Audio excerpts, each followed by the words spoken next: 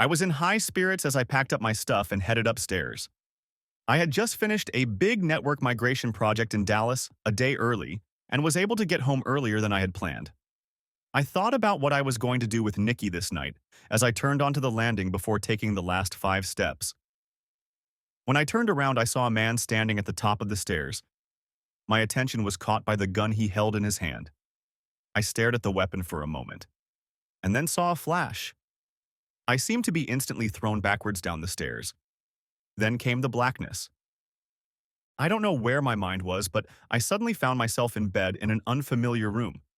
It only took me a moment to realize I wasn't in my bed, but I didn't know where I was. The room was dark, but I could hear someone whispering nearby. I tried unsuccessfully to move. I only managed to turn my head a few centimeters. My mind began to drift and I couldn't focus on anything until I recognized Nikki's voice. She was standing by the door talking to a man I couldn't identify because he was facing me. They hadn't noticed that I was awake, so I listened carefully to hear what they were talking about. "What did the doctor tell you?" the man asked. "He said Eric is doing better, but he's not out of danger yet," Nikki replied. "Doctor?" Nikki was talking about me. What did she mean by not out of danger?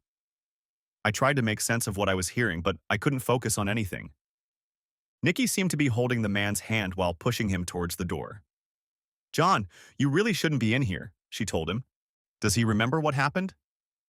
"I don't know."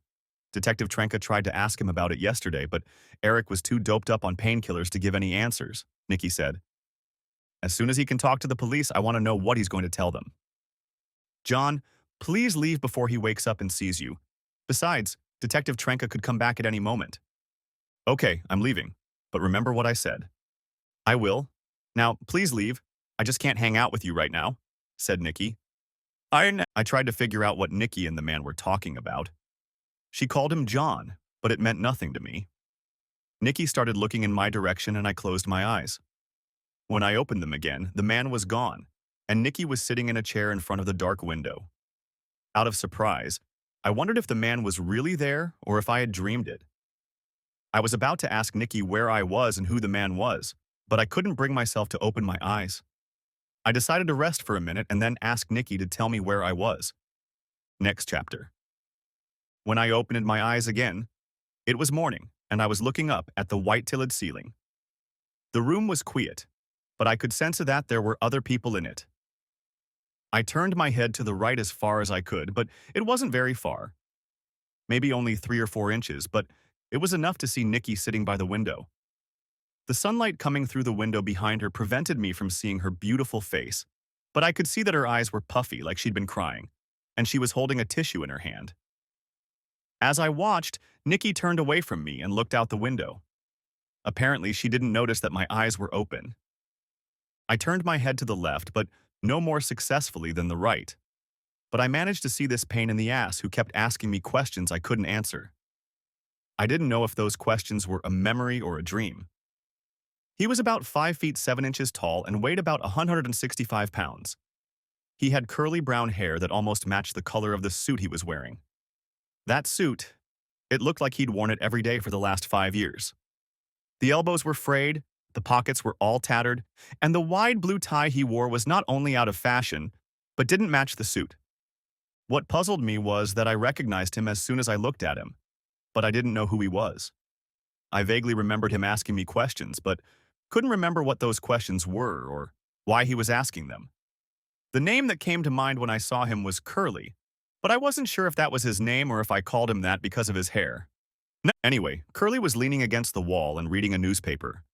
When he started to lower the paper and peek over the top, I quickly closed my eyes and pretended to be asleep. I didn't feel like answering questions. By pretending to be asleep, I must have fallen asleep because when I opened my eyes again, the room was empty. Nikki and Curly were gone, and it was dark outside. I must have fallen asleep again. I was upset that I had slept for so long. I wanted to talk to Nikki. I remembered that I wanted to ask her something, but I couldn't remember what. I lay still and listened, trying to make sense of what was happening. Clarity came to me little by little. Obviously, I was in the hospital, but how long I had been there and why was unclear to me. I remembered seeing Nikki sitting by the window 2 or 3 times, and I also remembered that Curly had asked me questions at least once and had seen him leaning against the wall more than once. I couldn't figure out if it had all happened in one day or over the course of several days. What really bothered me was that I didn't realize how long I had been in the hospital or why I was there. The room was quiet, which helped me focus. I tried to recall the last clear memory I had. I lay still, letting my thoughts drift back, and suddenly I remembered something. I remembered coming home from a project in Dallas and walking into the house carrying my bags. I think I set the bags down in the hallway and… What was I doing? I couldn't remember. Had I gone to the kitchen? Had I gone to the bathroom? That must have been it, I thought. I was in a hurry to get home, so I must have really needed the bathroom. I wasn't sure if that was right, but it made sense. Anyway, I remember picking up my bags again and starting up the stairs. As I turned right at the landing to go up to the second floor, I saw someone standing at the top of the stairs. Now I remembered. It was a large guy with dark brown hair, but I couldn't make out his face because my eyes were staring somewhere off to the side. I was staring at the gun he was pointing at me. It felt like it lasted for a very long time, but it was really only a few seconds, and then I saw a flash. I was already falling backwards down the stairs when I heard the loud explosion produced by the gun as it went off. After that, I remembered only fragments of the incident. I vaguely remember waking up in the hospital, Nikki holding my hand and crying. But then again, it could have been a dream. I just wasn't sure of anything. Next chapter. The next time I saw Nikki, she didn't look good. She was very pale and her eyes were bloodshot and puffy. She walked over to the bed, took my hand, and kissed my forehead. "Nikki, are you okay?" I asked. "You don't look okay." I was surprised at the sound of my voice. It was hoarse and weak. "I couldn't sleep," she said. "I was so afraid I might lose you. The doctor just told me you're out of danger and should make a full recovery." "How long have I been here?" I asked. "Since Friday." "I know since Friday, but what day is today?" "Tuesday," Nikki said. "I've lost 3 days," I said. "How are you feeling today?" asked Nikki. "I don't. I feel almost nothing right now. My head is clear, and I hope it stays that way. Up until now, I've been like a fog," I said. "What happened to me?" "You don't remember?" asked Nikki. "Only the tiniest bit," I said. Nikki started to say something, but she was interrupted by a man's voice. "Why don't you let me bring Mr. Anderson up to speed?" said the voice. The source of the voice turned out to be Curly. He entered the room just as I asked Nikki what was wrong and sat down next to her. It seemed to me that Curly was still wearing the same brown suit. "Who are you?" I asked. "You don't remember?" he asked. "I remember you asking me questions, but I don't remember your name or what you asked me," I said. "I'm Detective Tony Trenka. I've been assigned this case," he said. "What exactly is this case?" I asked. "Here's what we know so far," said Detective Trenka. "You returned home from Dallas on Friday around noon. When you entered your home, it appears that you were confronted with an impending burglary. We don't yet know how many people were involved, but you were going up the stairs with your luggage when you were shot by a man standing at the top of the stairs. You were shot a total of 3 times in the chest and abdomen. Mrs. Anderson entered the house at approximately 12:25 p.m. and found you lying at the bottom of the stairs.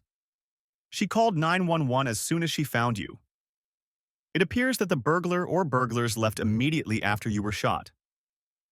They were probably afraid someone might have heard the shots. As it turns out, you were very lucky on 2 counts. First, the perpetrator used a .32 caliber pistol, which is one of the reasons you survived. A .32 doesn't do as much damage as, say, a .38 or a 9mm.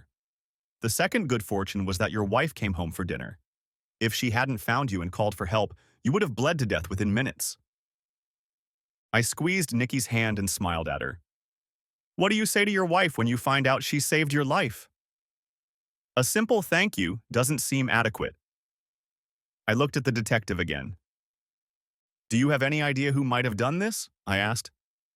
"There have been several burglaries in the Sherman Oaks neighborhood recently. They've been breaking into houses during the daytime when the owners were at work," he said. "This is the first incident. We're hoping that, in the panic after the shooting, they may have made a mistake and left us with evidence to help catch them." I believe you were shot because you saw at least one of them, and they assumed you were dead. Otherwise, they probably would have made sure of it. Sir, I would like to ask you again what you remember about what happened on Friday, Detective Trenka said. I told Detective Trenka that all I remember was carrying my bags upstairs, and when I turned around on the landing, I saw someone at the top of the stairs. I told him the guy was large, with dark brown hair, but I couldn't see his face because I was looking at the gun. I told him I didn't remember anything after the first shot. You probably saw his face, Detective Trenka said, but the sight of the gun shocked you, so that's all you remember now, but in time, I think you'll remember what he looks like and hopefully be able to describe him to us. I hope so, I said. Now I'll leave you two alone, Detective Trenka said. I'll check in with you tomorrow to see if you remember anything else. I looked at Nikki and said, Thanks for saving my life, kid. Nikki cried and leaned over and kissed my face. Eric, I don't know what I would do if I lost you, Nikki said. And then a horrible thought hit me. My stomach cramped and a lump rose in my throat that I couldn't swallow. Nikki saw tears streaming from my eyes and asked, What's wrong? Are you in pain? Yeah, but it's not physical pain, I replied. It just occurred to me that if I hadn't come home when I did, you would have walked into the house and you could have been killed. Now I don't feel so bad about being shot. I may have saved your life without even realizing it. Nikki hugged me, and I think we both cried for a few minutes. After that, I started to feel some discomfort from my wounds. Nikki called for a nurse, and she came and gave me something for the pain. I slept for a few hours, and when I woke up, Nikki was sitting by the window reading. As soon as she noticed I was awake, she came over to my bed and kissed me. How are you feeling? She asked. Do you need anything for the pain? No, I'm fine right now, I replied. Before I went to sleep, I wanted to ask you what took you away. What do you mean, what was taken away? What did those bastards take from our house? I asked. What did we lose? I don't know, Nikki said. They left a mess in the family room, but I don't know what was broken or damaged, and I haven't looked at exactly what's missing yet. Why didn't you check to see what was stolen? I asked. I wasn't angry, I was just curious. I haven't been back to the house since it happened. The cops were investigating the whole time and I just couldn't be there. Going into the house and seeing your blood on the floor at the foot of the stairs, I just couldn't stay there. I've been staying with my parents ever since it happened. Of course, I'm sorry about that. I just wasn't thinking, I said. I can understand you not wanting to be there right now. I guess we'll have to hire someone to come in and clean up. We can't do anything until the police clear the house. They say it's a crime scene, and we'll have to wait until they finish their investigation before we can clean up the house. There's no hurry. We can stay with my parents until we get the house cleaned up. The rest of the time Nikki was around, we talked about everything except what had happened on Friday. That night after Nikki left, I thought about how close I was to losing everything, and how close I was to losing Nikki. Might as well have shot her. I tried again to remember anything important about the shooting and remembered something else that seemed important. I wasn't sure of the accuracy of my memory, but every time I tried to picture the shooter, the same thing came up. I hoped that Detective Trenka would stop by the next day, and I could tell him about it. A nurse came in a few minutes later, put something in my IV, and I fell asleep a few minutes later. Next chapter. When I woke up in the morning, I felt much better. I still couldn't move around in the bed and wondered why. Were my injuries more serious than I thought? At 8 o'clock, Nikki came into the room. She kissed me and said, I love you, Eric. I love you too. Eric, I can't stay with you today, Nikki said. School opens in 2 weeks, and I have to attend meetings and get the class ready. I'll stay until the doctor's visit, and then I have to leave. I'll be back around 4 o'clock. That's okay, honey, I said.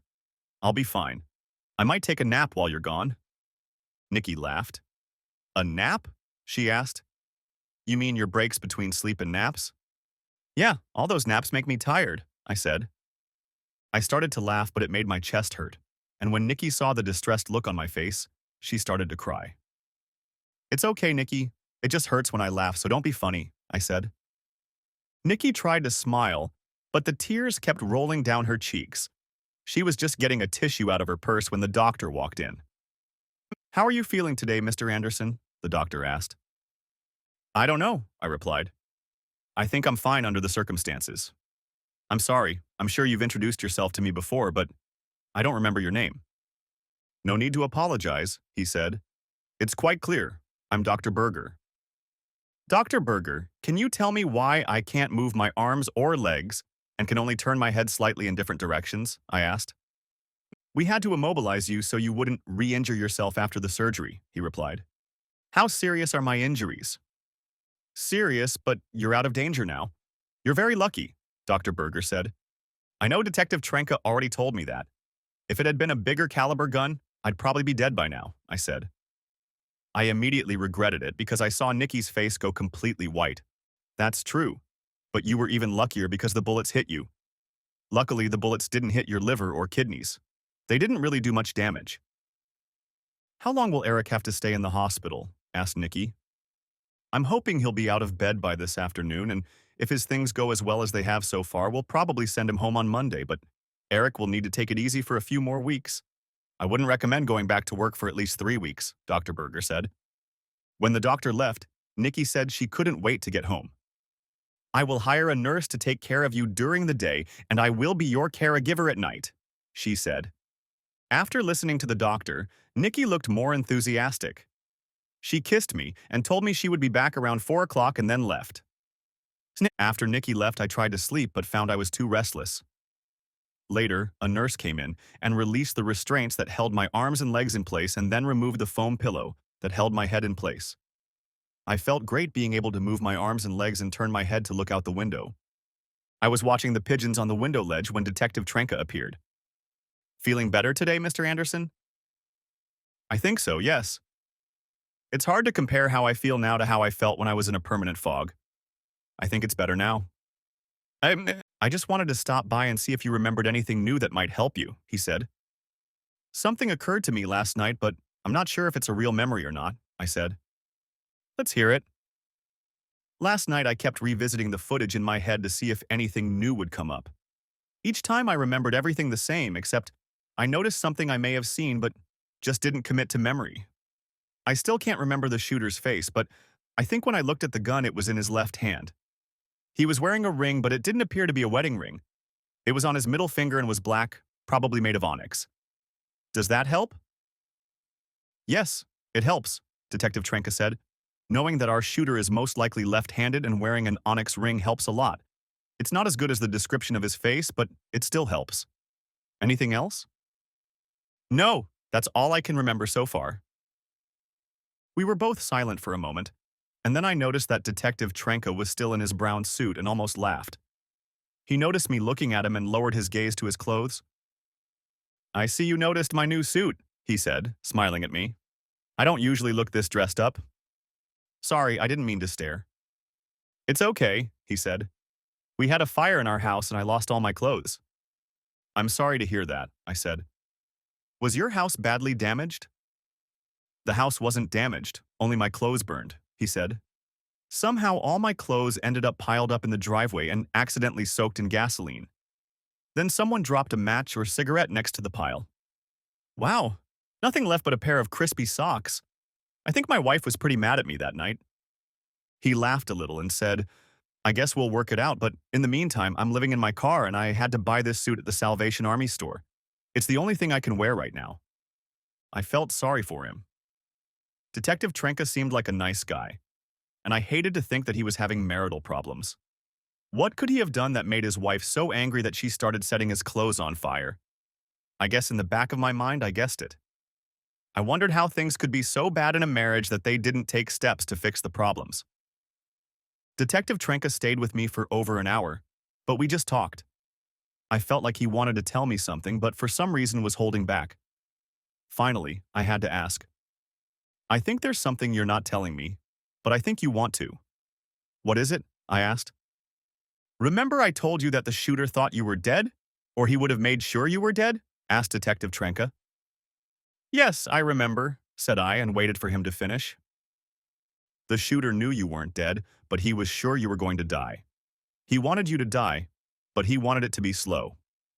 That's why the last 2 shots came in the stomach, and not the head, Detective Trenka said. Why? I asked. Why did he do it? Just because he thought I could see him? I don't know, but I plan to find out.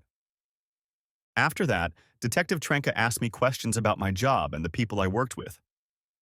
Only after he left did it occur to me that he might suspect someone I knew was the shooter. Over the next few days, I got stronger, and the nurses had me out of bed and walking the halls. Nikki came to see me every morning and then came back after work and had dinner with me again. She stayed every evening until visiting hours were over. A couple times when I was lonely at night, I would call Nikki at her parents' house, and each time we would talk for over half an hour. Every day when I looked at Nikki, I started to worry. I felt like I was getting stronger every day, but Nikki didn't seem to be doing so well. Her skin color was ashy, and her eyes always seemed puffy and red. I felt like she had lost weight and wasn't sleeping well. She had been through a rough time. The fact that I was lying on the floor with blood pouring out of me, and then not knowing if I was going to live or die, for more than 3 days kept her awake.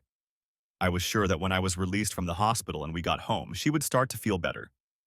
When I was alone at night and couldn't sleep, all I could think about was Nikki. I remembered how we met my senior year of college. We were introduced at a fraternity party, but not under the best of circumstances. She came to the party as a date for one of my brothers, but he was so drunk he could barely stand on his feet and had to ask me for a ride home. At the time, Nikki made no impression on me or my fraternity brothers. She didn't speak to me until I dropped her off and then only thanked me for the ride. Nicole Saunders, on the other hand, made a big impression on me. She was tall and slender with a very nice body. She had light brown hair and large, very expressive brown eyes. Her nose matched her face perfectly, and her large mouth was capable of creating a 1,000-watt smile. Unfortunately, she didn't give me a single smile that evening as we drove to her sorority house. I saw her smile when she arrived at the party and was immediately jealous of her date. I didn't see her again for 2 weeks. At another party, I ran into her. This time, she smiled at me. "Eric Anderson, right?" she asked. "Yes, and you're Nicole Saunders." "You remembered. I'm impressed. I thought after I was so rude to you when you gave me a ride home, you'd forget about me quickly," she said. I thought for a moment about what great phrases I could have used in that moment, but chose sincerity instead. I said, "I was impressed by how unimpressed you were with me, which made me think of your name." "I wasn't unimpressed," she said. "I was just so mad at Bob. He invites me to a party and then gets so drunk he can't even drive me home. I'm afraid I let my anger affect my attitude toward you. I appreciate the fact that you were sober and gave me a ride without complaining about having to leave the party." I couldn't resist the opportunity. How can I complain about the opportunity to spend time alone with a beautiful girl like you? Nikki laughed and replied, "Thanks, I guess." "Have you forgiven Bob yet?" I asked. "No, and I don't intend to," she replied. "I had only met him the week before and it was our first and only date. He blew it. I was definitely not impressed with him." "Okay, then how about you go on a date with me?" I asked. "I promise I'll stay sober long enough to get you home." "I'd love to," Nikki said. We went on our first date the next night, and by the end of the next week, we were going out exclusively together. I spent lonely nights in the hospital thinking only of our life together. Nikki and I were married a year after graduating from college. Nikki got a teaching position in the Los Angeles School District, teaching high school English, and I got a job with a company installing computer networks. Nikki and I had been married for 6 years, and the trip to Dallas from which I had just returned was only the second time we had been apart. The first time was a little over a year ago, at the end of last school year. Nikki had volunteered to accompany us on a trip to Germany for the kids in the German club at her school. I had to cancel the trip to Germany to attend an educational technology conference in Denver that same week. Nikki was disappointed but realized I had no choice. We were only separated for a week, but I missed her terribly. I got home from the conference on Thursday night and Nikki returned from her trip to Germany on Saturday. I was lying in my hospital bed thinking about the romantic evening we had spent when Nikki got home. I had prepared a romantic candlelit dinner, and after eating we retired to the bedroom. When Nikki came over to me, I stood up, put my arms around her, and we started dancing to a soft rock CD I was putting on. Afterward, as we were hugging, Nikki said, "I brought you a present from Germany." She went over to her suitcase and started rummaging through it until she found what she was looking for. Nikki came back and handed me the unwrapped box. She stood there, smiling at me, while I tried to guess what might be inside. The box was heavier than I expected, and it confused me. I expected to see a hat or some other light souvenir. "Well, Open it, Nikki said in an excited voice. Inside the box was a liter beer glass. The stein was hand-painted and very beautiful. I couldn't believe it. I've collected a few beer mugs and glasses over the years, but never anything this beautiful, and this one had papers certifying that it was one of 1,000, making it a great collector's item. My collection consisted of 5 beer mugs with the names of beers that are no longer brewed, a pewter mug with a glass bottom that I received as a gift for attending a wedding, and 3 beer mugs I found at garage sales. I hadn't realized Nikki had taken my collection seriously. I can't believe it. It's beautiful. But I'm afraid you spent too much on me, said I. It must be expensive. You deserve it and I can never spend too much on you, Nikki said as she kissed me and climbed onto my bed. Thanks, sweetie, I really like it. I knew you'd like it. As soon as I saw it, I knew I had to buy it for you, she said. The funny thing is that, right after saying that, she started crying. I asked her why she was crying and she said, I'm just so happy that I was able to give you this stein. I knew it would be special. I pulled Nikki to me and held her in my arms for a long time. A lump always rose in my throat at the memory of that night. It was one of those happy memories.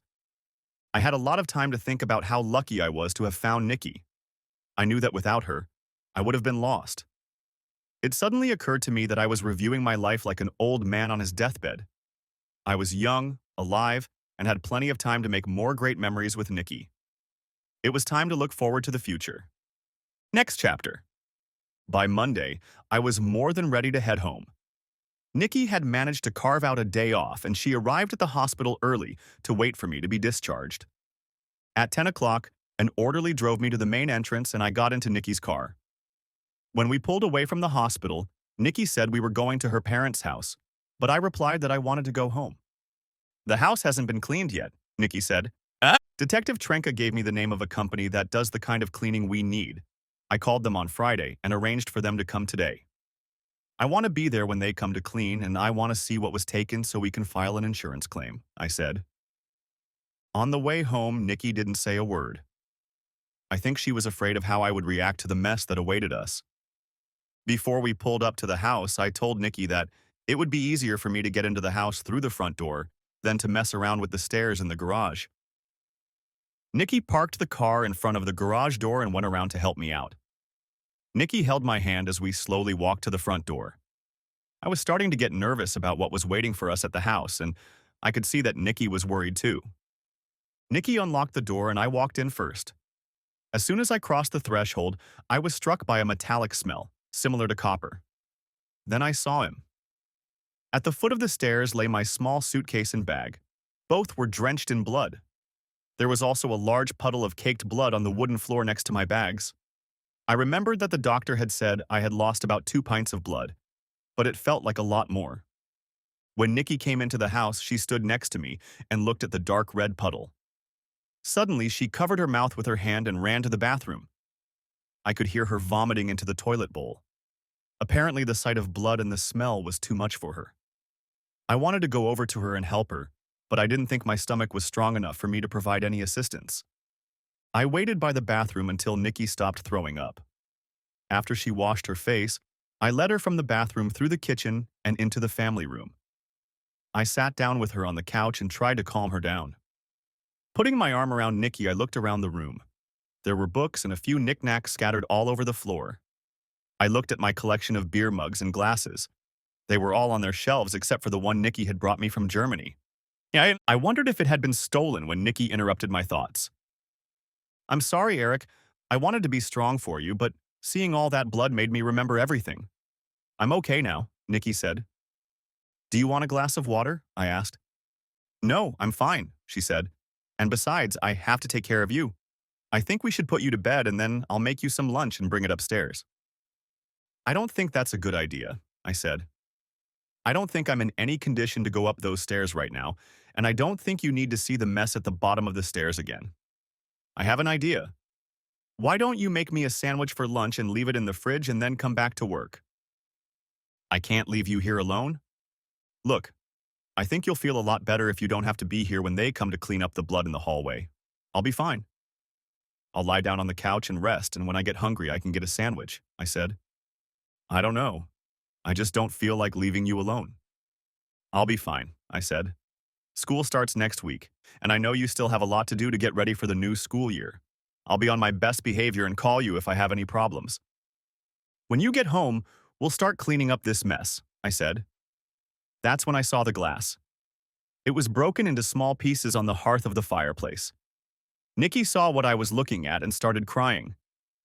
It's all right, Nikki, I said. The glass can be replaced. Now make me a sandwich and get out of here. Are you sure about that? Absolutely. All right then, I'll go to work, she said. I think you're right. I'd feel better if I left here until the lobby's cleaned up. I can't look at it without feeling nauseous. By the time you get home, it'll be gone, I said. Nikki did as I suggested, made a sandwich for me and put it in the fridge. Then she left for work. The cleaners showed up about an hour later while I was eating my sandwich. I went to the door and let them into the lobby. The man who appeared to be in charge looked at the pool of blood on the floor. Is that all of it, or are there more places that need to be cleaned up? He asked me. That should be the only place, but you can check the stairs and the wall on the landing to see if there was any splatter, I replied. It shouldn't take more than an hour to clean and deodorize. Whose blood is that? Mine. Wow, looks like at least 2 pints, he said. You're lucky to be alive. How did you determine it was 2 pints? I asked. I've had a lot of experience cleaning up crime scenes, and after a while you just know, he said. Crime scene. This was my house. It was hard to think of it as a crime scene, and the cleaners got to work and I went back into the kitchen to finish my sandwich. Finished eating, I put my plate in the sink and walked back into the family room. I was about to sit down when I suddenly thought I should check the safe to see if any burglars had broken in.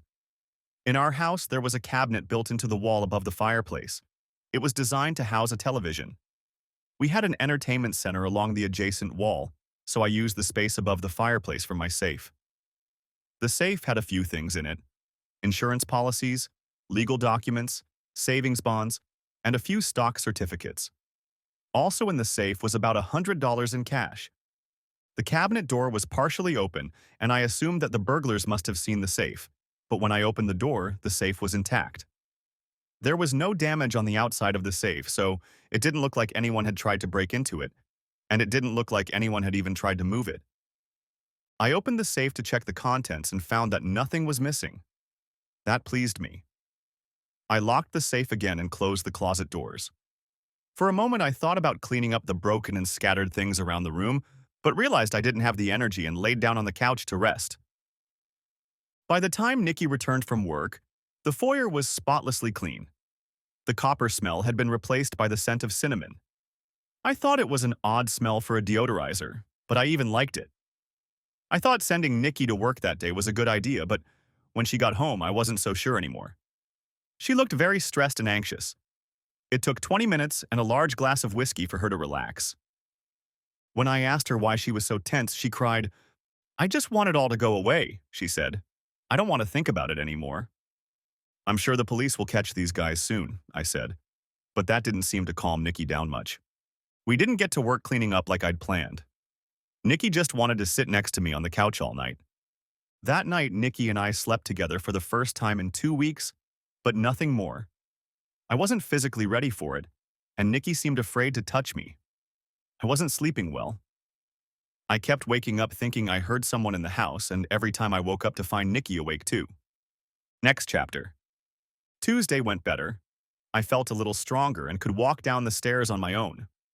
I had breakfast with Nikki and then cleaned the kitchen while Nikki got ready for work. Later that morning, Detective Trenka stopped by to see how I was doing and to get a list of everything stolen. While we talked, I put the coffee brewing. "Did you make a list of what was missing?" asked Detective Trenka. "No, I haven't, because nothing seems to be missing," I said. "Really?" Detective Trenka said with irony in his voice. "You've probably already thought about it, Detective, but I think there must have been at least 2 people involved," I said. Detective Trenka seemed amused by this. "Why don't we be less formal? Call me Tony, and if you don't mind, I'll call you Eric." "I don't mind," I said. "Okay, Eric, then let me hear your theory," Tony said. "Well, we know someone was upstairs because he was the one who shot me. The fact that the downstairs was a mess indicates that someone searched the first floor, but nothing was missing. Makes me think that whoever searched the first floor left when they heard the shots or shortly afterward. Otherwise, why didn't they take the TV, CD player, or DVD player? The safe is what really piqued my curiosity. Whoever searched the first floor obviously saw the safe, so why didn't they try to open it or carry it away to open it elsewhere? Isn't a safe the sort of thing a burglar would look for? I asked. Very well. I've been trying to find that out myself. You may be right about the gunshots scaring them off, said Tony. Do you think there's another explanation? I asked. I just keep my options open. Sometimes if you try too hard to make the facts fit your conclusions, you can come up with the wrong answer, Tony said, and smiled at me. I waited to see if Tony would tell me what he was thinking, but apparently he didn't want me to get so involved in his investigation. By then the coffee was finished and I asked Tony if he had time for a cup. I'd love to, he replied. I poured 2 cups, took them into the family room, and we sat down, me on the couch and Tony in the chair across from me. I noticed that he was looking around the room and looking at the mess left by the burglars. I guess I'll have to start cleaning up the place after you leave, I said. I've seen a lot more destruction caused by burglars, but I've also seen cases where nothing was in place but stolen items, Tony said. And then a question popped into my head that I didn't want to ask, but knew I should. I guess now the guy who shot me knows I survived. Do you think there's any chance he'll come back and try to finish the job? I asked.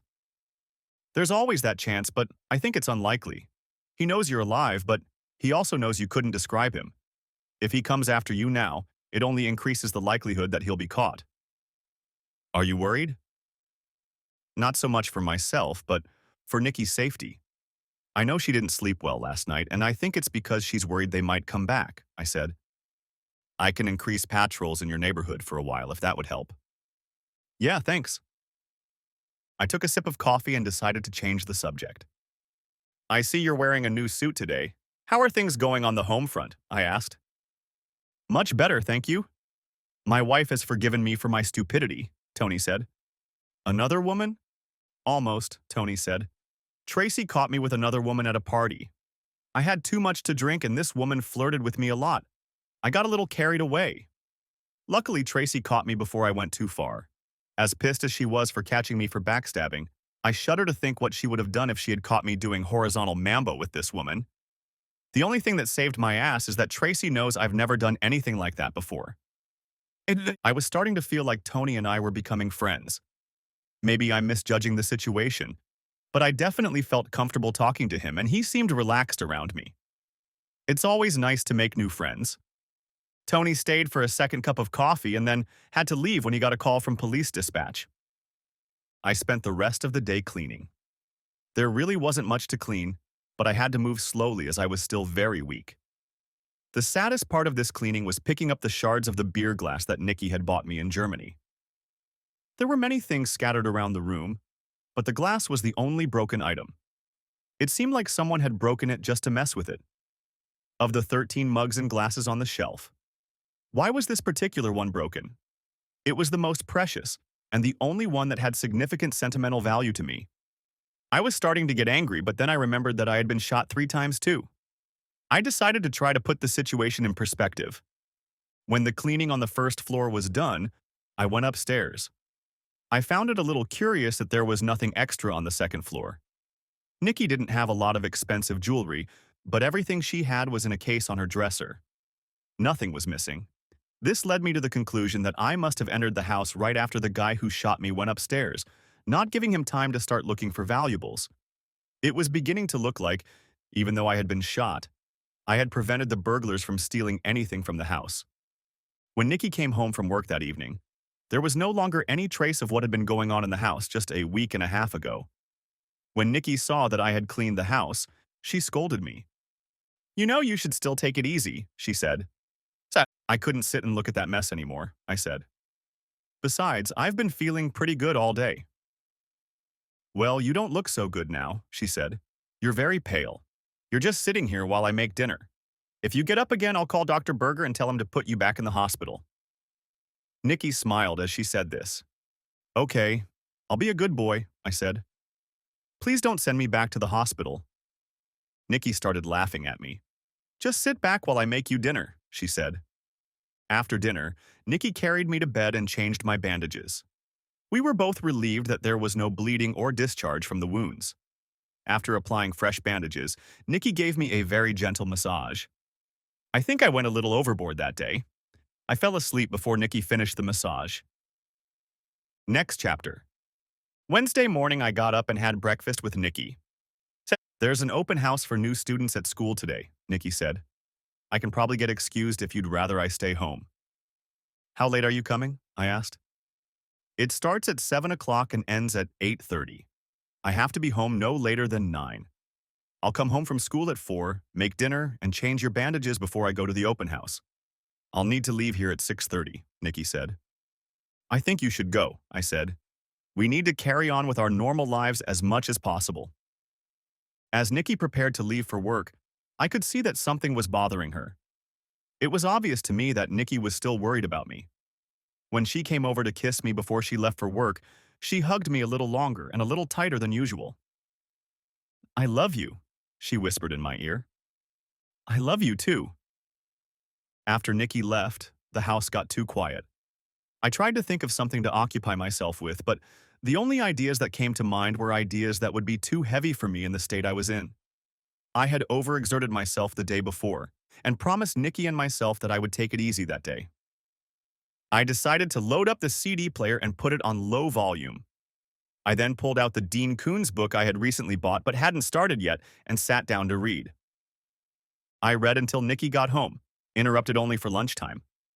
Nikki was pleased that I hadn't exerted myself all day, but said I should have put the book down for a couple hours and taken a nap.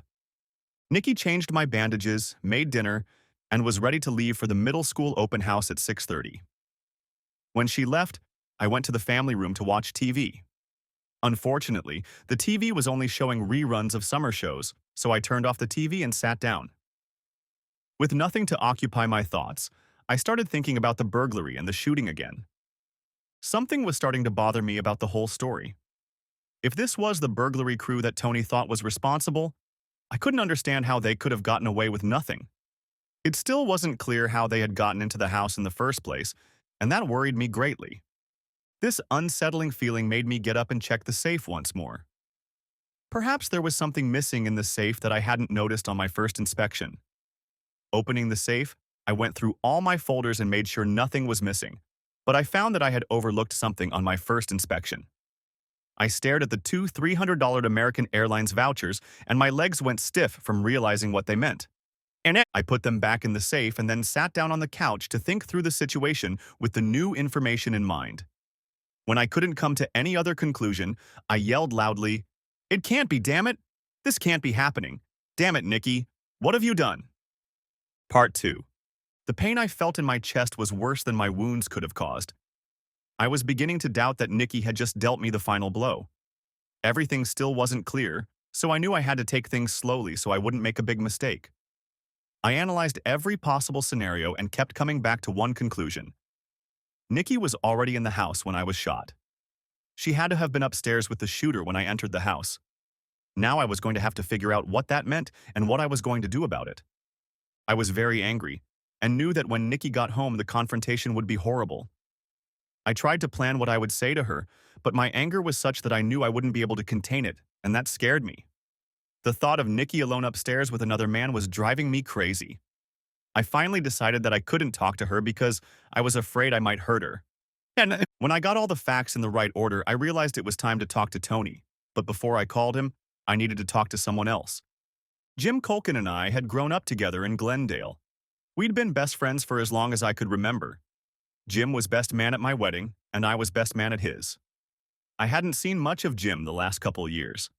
Jim still lived in Glendale, and Nikki and I lived in Sherman Oaks, and it seemed like too much of an effort to see each other as often as we would have liked.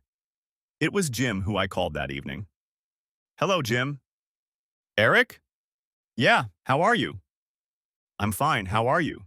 he asked. "Not too good right now. I have a problem I'm going to need your help with," I said. "You know you can count on me," Jim said. "After all, what are friends for?" "I appreciate that, but in this case I need you, not because you're a friend, but because you're a lawyer." "What's the problem?" I told Jim everything. I told him about the shooting, the apparent burglary, and the fact that nothing was taken. Then I told him about the airline vouchers and what they meant, and then I told him what I wanted him to do for me. You can count on me, Jim said. What time do you want me to come in? Nah, why don't you plan to be here at 9 o'clock? I said. Okay, then I'll be at your house at 9 o'clock. Thank you, Jim. I can't tell you how much this means to me. Like I said, what are friends for? Said Jim. As soon as I hung up the phone after talking to Jim, I called Tony on his cell phone. Tony, this is Eric Anderson. Eric, I'm glad you called. I have some news for you, he said.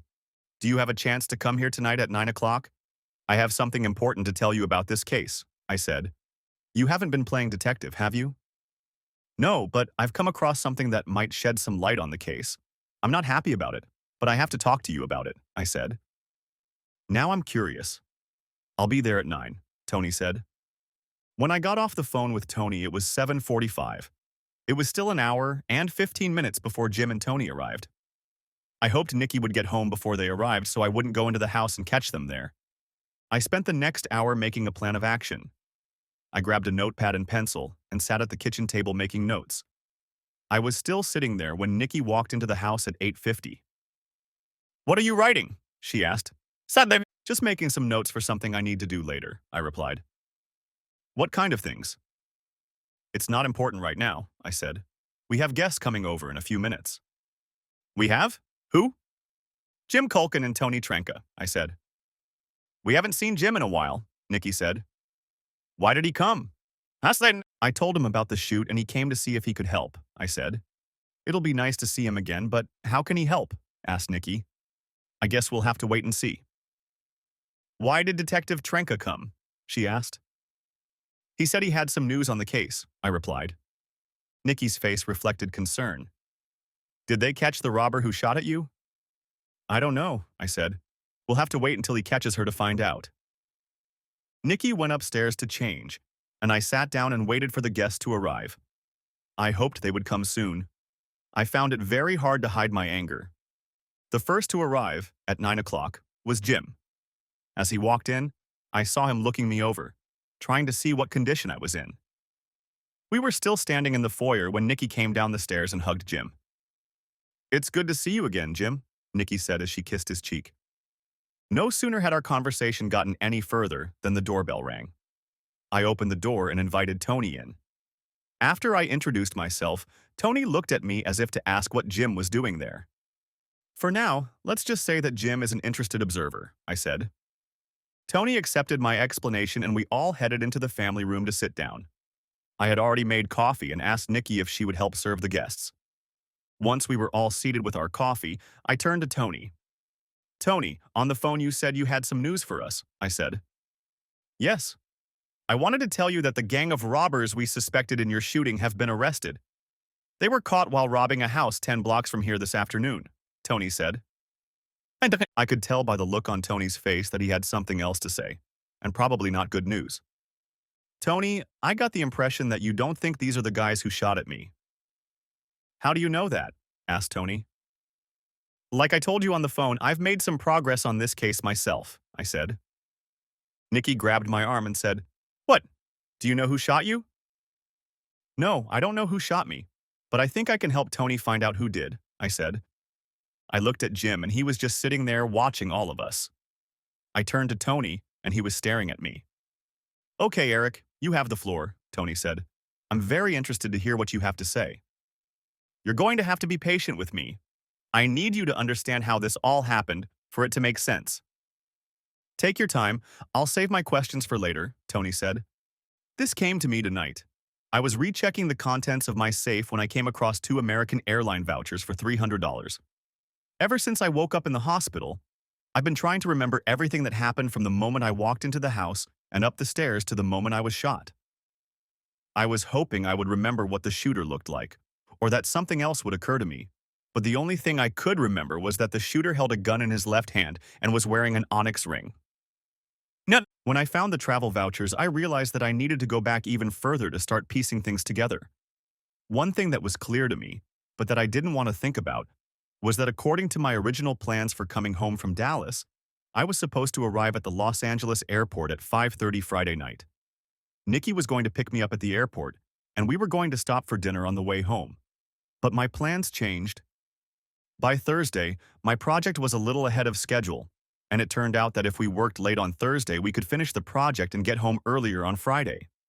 I discussed it with my team and the client, and we all agreed to stay late on Thursday and finish the project. That night, we broke for dinner at 5 and I called the airline and asked if I could change my flight to an earlier flight in the morning. The girl at American said they had a 7:45 a.m. flight that would get me to LAX at 8:54 a.m. I asked her to book that flight. We finished work at 11:30 Thursday night. Friday morning, I was at the airport at 6:15 a.m. I grabbed a cup of coffee, a muffin, and a newspaper, and waited at my gate for the flight attendants to open the counter. Once they opened, I walked over to the counter to get my seat and do another thing I always do when I'm not on a tight schedule. I asked the flight attendant if the flight was full. She replied that it was, and I asked if they needed volunteers for a later flight. She replied that they did, so I handed her my ticket and told her I was a volunteer. In exchange for my ticket, American Airlines gave me a $300 voucher for future trips and gave me a seat on a flight that was scheduled for 9:15 a.m. That flight was also overbooked, so I received a second $300 voucher and was put on a 10:05 a.m. flight.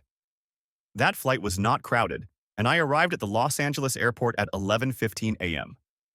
Within 20 minutes, I had packed my bags and caught a cab. The traffic on the freeways was heavy that morning, so we were able to get from the airport to the house very quickly. When I got into the house, I set the bags down in the hallway just as the grandfather clock in the living room struck 1/4 past the hour. I remember looking at the clock and seeing that it was 12:15. Until I found those vouchers, I couldn't remember what I was doing when I first entered the house. Now I remembered. After putting the bags in the hallway, I walked to the family room, opened the safe, and put the 2 vouchers in it. I locked the safe, then went back to the foyer, picked up my bags, and headed upstairs. We all know what happened next. Nikki, who hadn't let go of my hand since we sat down at the table, squeezed it tighter when I reminded her of what had happened on the stairs.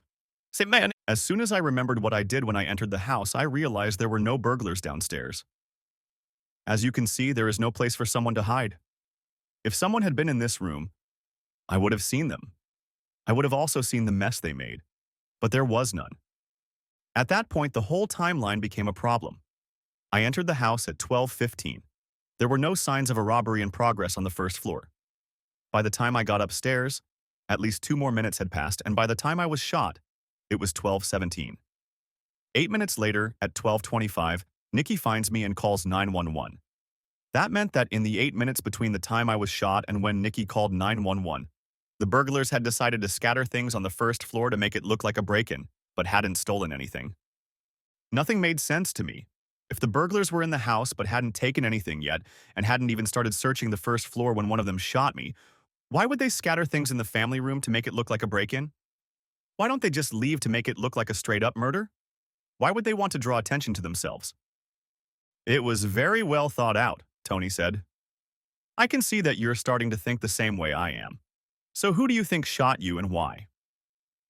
I still don't know who shot me or why, but I think I know someone who does, I said. I believe there were 2 people upstairs that day. One of them shot at me. The other sat with me and watched me bleed for 8 minutes before calling 911. During that time, the shooter trashed the family room to make it look like I had entered the house during a robbery. Nikki had pulled away from me and was now crying, curled up in a fecal ball in the corner of the couch. I think Nikki can tell you who shot me and why, I said. Tony wasn't the least bit surprised. I'm sorry, Eric. I was starting to believe it happened too, he said. I'm going to have to take her in for questioning. Tony, can we have a few minutes? I asked. I'm not sure that's a good idea right now. I don't think you should talk to Nikki until we get this sorted out. Not for me. I want Nikki to talk to Jim, I said. He's her lawyer. So, no. You arranged for your wife to be here with her lawyer even though she's probably involved in your shooting? Asked Tony.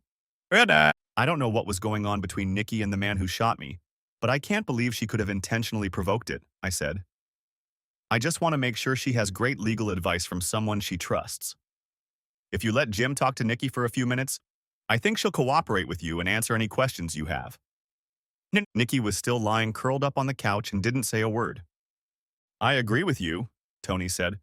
She can talk to Jim, and then I'll give her an opportunity to come to the station voluntarily and answer questions. If she refuses to come, we'll issue an arrest warrant. There's nothing more I can do." Jim, Tony, and I stood up together and walked toward the door. I shook Tony's hand and thanked him for allowing Nikki to come voluntarily. Jim then shook Tony's hand. "I'll have her at the station within the hour," Jim said. "I know her well. I think she'll want to cooperate." "I hope you're right," Tony said, turning to leave the house. As the door closed, Jim turned to me and said, "I'm going to go talk to her. You do realize that anything Nikki tells me will be confidential, and I can't discuss it with you." "I understand," I said. "I asked you to do this because I know Nikki would feel more comfortable with you representing her rather than someone she doesn't know. I would never use our friendship to get you to betray your client's trust, and I know you wouldn't do that even if I asked you to." "I knew that under normal circumstances you'd realize that," Jim said. "But these aren't normal circumstances. Is there anything you'd like me to tell Nikki?" "If the police let her leave after the interrogation, she'll have to go to her parents," I said. "I still love her, but I can't be with her right now. Tell her I'll call her father and tell him what's going on. I'm sure he'll come to the police station to be with her." "You look like you want to say something else," Jim said. "What exactly?" "I just don't know how this is going to turn out, but it's not good for my marriage," I said. "I want you to do what you can for Nikki in this case, but I would ask that you not represent her in the divorce proceedings. I know you can't represent me, it would be a conflict of interest, and I certainly don't want my best friend sitting next to my wife during divorce proceedings. If she asks, just refer her to another attorney." "No problem," he said. "I'd rather not be involved in divorce proceedings between you and Nikki. Let me talk to her now. I think it's best if you don't talk to Nikki again until things are resolved. If you need to say anything to her, you can call me. Agreed?" I told Jim that I agreed, but that I would communicate with Nikki through her parents if necessary. I then went upstairs to our bedroom while Jim went to the family room to talk to Nikki. 20 minutes later, Jim called me down the stairs and I went down to see what he wanted. "Eric, Nikki would like to go upstairs and gather some clothes to take with her."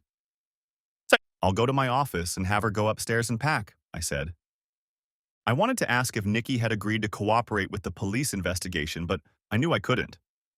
Jim would tell me everything he could, and otherwise, I would just have to wait and see what happened. While Nikki packed upstairs, I sat at my desk and tried to make sense of everything that had happened that day. There had never been any sign of trouble in our marriage, or had I just not noticed it? The idea that Nikki could have been in our room with another man just didn't make sense, but the evidence made me believe just that. Tony had been thinking the same thing before it even crossed my mind. Was Nikki really having an affair? Was her lover shooting at me? Tony told me that the shooter definitely wanted me dead, but wanted me to die slowly. Why? I wonder if I find out who shot me. Would it make more sense? The hardest thing for me to understand is why Nikki didn't call 911 right away. It took 8 minutes before she called. Was she hoping I would die? Did she really hate me that much? I refused to believe it. Nikki had always been a loving wife. After the shooting, she had done everything she could to show me how much she loved me. I allowed that guilt might have something to do with it, but maybe it was about something darker.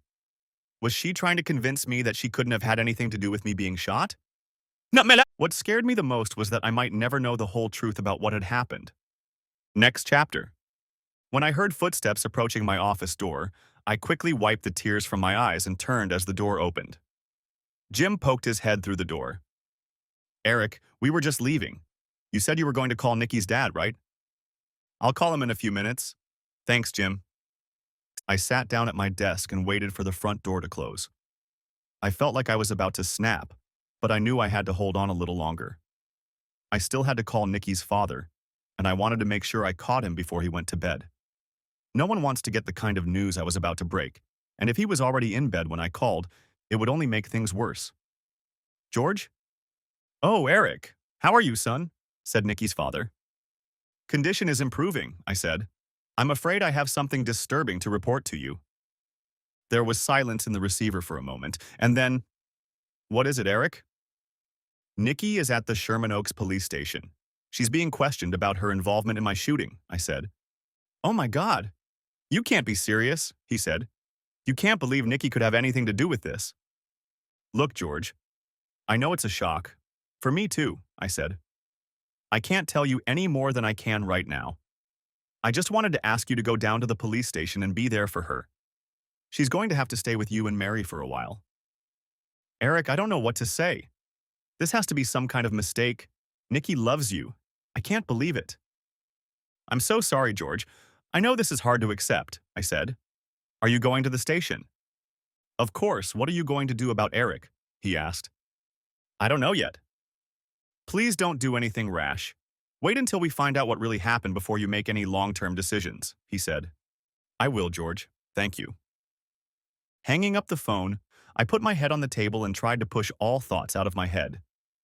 This was going to be the hardest time since this whole thing started. I hadn't had time to think about what it all meant before. From the moment I found the travel vouchers in the safe, my thoughts were occupied with all the things I had to do. I had to call Jim and explain everything to him. I had to contact Tony and ask him to come to our house. I had to think about how to explain everything to Tony so he would understand. After that, I needed to talk to Nikki's father. Now that all that was done, I was left alone to reflect on what had been done to me and decide what to do about it. No matter how hard I tried, I couldn't get one thought out of my head. Nikki had a lover, and he shot me. He wanted me dead so Nikki would stay with him. Did he plan to kill me, or did he just shoot me because I showed up at the wrong time? How long had their affair lasted? I realized that with these thoughts swirling around in my head, I wouldn't be able to sleep, so I took one of the pain pills the doctor had prescribed and lay in bed. The strong painkiller put me to sleep in less than 10 minutes. When I got up on Thursday, I felt lost. How was I going to live without Nikki? I was very angry with her, but at the same time I missed her terribly. I tried to think about what I was going to do, but my mind kept coming back to thoughts of Nikki's betrayal. I knew I was going to have to get over all of this, but it wasn't going to be easy. The phone rang a few times that morning, but I let the answering machine take the calls. A few calls were from the school. They were wondering where Nikki was. Nikki's mom called, wanting to talk to me, but I wasn't ready for that conversation. There were several calls that left no messages. I wondered if all these calls could have been from Nikki's lover. Finally, at 5 o'clock, Tony called. Hearing his voice, I picked up the phone. Tony, I'm here. Hey, Eric, how are you holding up? He asked. Not too good? Do you have any scotch at home? Asked Tony. Yeah, I have a bottle. Why? I'd like to come over for a drink, he said. Sure, come on in. I could use the company, I said. An hour later, Tony was sitting in the chair across from me, swirling ice in a glass of scotch. Sorry, I can't tell you more at the moment, said Tony. He had just finished telling me that Nikki had cooperated and answered all the questions she had been asked. He said she was at the station for 2 hours, and then they let her go home with her father. Tony said they now know who shot me, but he can't tell me until he is arrested. Apparently, whoever shot me was out of state for a meeting and was supposed to be back on Sunday. They didn't want him to know they were looking for him. Tony said they could have asked the police in Colorado, where he was at the meeting, to arrest him, but then they would have had to go through the extradition process, which could have delayed the case. Tony said the assistant district attorney assigned to the case decided to wait until Sunday so they could pick up the suspect from his home. I was in favor of Denver police picking him up. I would rather he sit behind bars and wait for extradition than risk him finding out we're looking for him. He might disappear if he found out we were after him, Tony said, but I was against it. I felt some relief that they knew who had shot me, but the fact that they'd gotten that information from Nikki only confirmed what I'd hoped wasn't true. Nikki was involved. Tony told me that he didn't know what Nikki told the investigator because he wasn't there for her during the interview. He said that even if he had been there, he couldn't discuss it with me. He said the investigation was ongoing and he wouldn't be able to tell me any more than he already had. I took a sip of whiskey and looked up at the slowly rotating fan on the ceiling. I can't figure out how I feel about all this. I guess I'm just confused about it all, I said. That's understandable. Things will be a lot clearer next week, Tony said. You know what I'd do if I were you? I'd get the hell out of Dodge, he said. What, get out of town and go where? I asked. To the beach, to Vegas, to Hawaii. Just get away from here for a while. A change of scenery will do you good, he said. I thought about it for a minute and said, You're probably right. There's nothing keeping me here right now. Maybe lying on a beach somewhere would be just what I need. So, yeah. I'll call you if anything happens that you need to know about, Tony said. I think I will. I don't know where yet. but I'll go somewhere. Thanks for the offer, though. You'll call me if something happens, right? I said I'd call, didn't I? Said Tony. Tony stayed another hour and just chatted with me. When he first came in, I thought he was trying to get information from me, but it turned out he just wanted to talk. Before he left, he took my cell phone number and asked me to let him know where I was going and where I was staying. After Tony left, I wondered where I would go to get away for a while. Hawaii sounded wonderful, but in my condition, I didn't feel like I could handle a long flight. All the places I could think of were either too far away or not far enough away to suit me. By the time I finally went to bed, I still hadn't made any decisions. On Friday morning, I called my office to see what was going on in my absence. I was both relieved and disappointed to learn that they were functioning just fine without me. I talked to my boss, Charlie Carson, about when I could return to work, and he told me not to worry about it. Whenever you're ready, your job will be waiting for you, Charlie said. How is Nikki coping with all this? No, she's doing as well as could be expected under the circumstances, I said. I didn't tell him that she'd been involved in the shooting. At the time, it seemed to me that the less people knew about it, the better. I know how hard it is for you to just sit idle, Charlie said. What are you going to do to keep yourself busy? I've decided to get out of town for a couple of weeks, I said. Where are you going to go? I haven't decided yet. I can't go far away. I can't sit still for more than a couple hours, so no long car or plane rides, said I. How about Vegas, suggested Charlie. I don't know, I said. I've thought about it, but I don't think I want to stay in one of those huge hotels. I need to be able to get away by myself. It would be nice if I could have some privacy and still have access to a casino and great restaurants. I may have a solution for you, Charlie said. I have a small house in Vegas, a few miles west of the Strip. I bought it a few years ago before real estate prices there skyrocketed. You're welcome to use it. That's very generous of you, but I'm not sure. Charlie interrupted me. Actually, you'd be doing me a favor. We haven't been there in almost 3 months. I'd appreciate it if you'd spend some time there and check on things. Make sure there are no water leaks and that the air conditioning is working. Since you brought it up like that, I think I can do that. It's just a short flight and a cab ride. I'll get on it, I said. Thanks. Okay, I need you to do a couple things while you're there, he said. Sure, whatever you need. There's an old Honda Civic in the garage. You might have to put the battery on the charger I have in the garage, but I'd like you to use it while you're there and then fill the gas tank before you leave. Also, before you get home, I want you to buy a case of Heineken and put it in the refrigerator. We're going there next month, and it would be nice to have a cold beer waiting for us. I can do that. Maybe I'll even get some for myself. Thanks, Charlie, I said. I'm glad it works for you, Charlie said. I'll drop the key off at your house on my way home from work tonight. I decided I was going to fly to Vegas in the morning, so I called to book my tickets. Later that afternoon, I called Nikki's parents' house. Hello. Hi, Mary, it's Eric. Eric, did you want to talk to Nikki? Said Mary. No, I can't talk to her right now, I said. Please. She really needs to talk to you. I'm sorry, I just can't deal with this right now. I just called to tell you I'm going out of town for a while, I said. I'll be leaving in the morning, so tell Nikki that if she wants to stop by our house for clothes or anything else, she can stop by anytime after 10 tomorrow morning. I'll tell her, Eric, but can't you talk to her yourself? Pleaded Mary. Mary, I just can't. I'm too angry and hurt to communicate with her right now. I'm sorry, I said. I understand.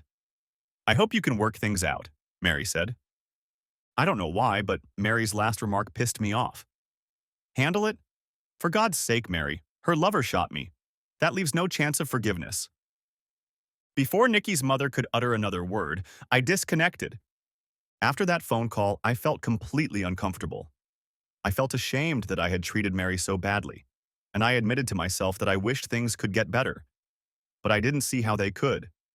I spent the rest of the day thinking about my relationship with Nikki, trying to think of any little thing that might indicate that there was a problem brewing in our marriage. But there was nothing. I couldn't remember a single thing Nikki had done that would make me think she was cheating on me, or that there was some other problem in our marriage. On the contrary, I could only remember things she did to show her love for me. I couldn't remember a single time when I wasn't sure that Nikki loved me as much as I loved her. How all this could have happened remained a big mystery to me. I hoped that my time in Las Vegas would help me gain some clarity. At 6:30 that evening, Charlie stopped by our house and gave me the keys and directions to his house in Las Vegas. I think you and Nikki are going to like this house, Charlie said. Nikki won't come with me, I said, and immediately wished she hadn't. She's not coming? Why? Asked Charlie. She can't go, was the first thing I could think of to say. Classes start on Monday, so she'll have to stay in town. Charlie, do me another favor. Don't tell anyone where I'm. No one. I don't want to be disturbed. I realized that Charlie understood what I was saying. Don't worry. No one will know where you are unless you tell them yourself, Charlie said. After Charlie left, I called Tony and told him I was going to Vegas. What hotel are you staying at? He asked. I won't be staying in a hotel. I'll be staying at a friend's house, I said. Good. Who else knows where you're staying? He asked. Only my boss, and that's only because it's his house. Why? I just don't want anyone to know where you are until we have a suspect in custody. I'm still not thrilled with the ADA's decision to wait until this guy gets home to arrest him. There are too many things that could go wrong. I figure the fewer people who know where you are, the better. In that case, I'm glad I asked my boss not to tell anyone where I was going, I said. Good job, Tony said.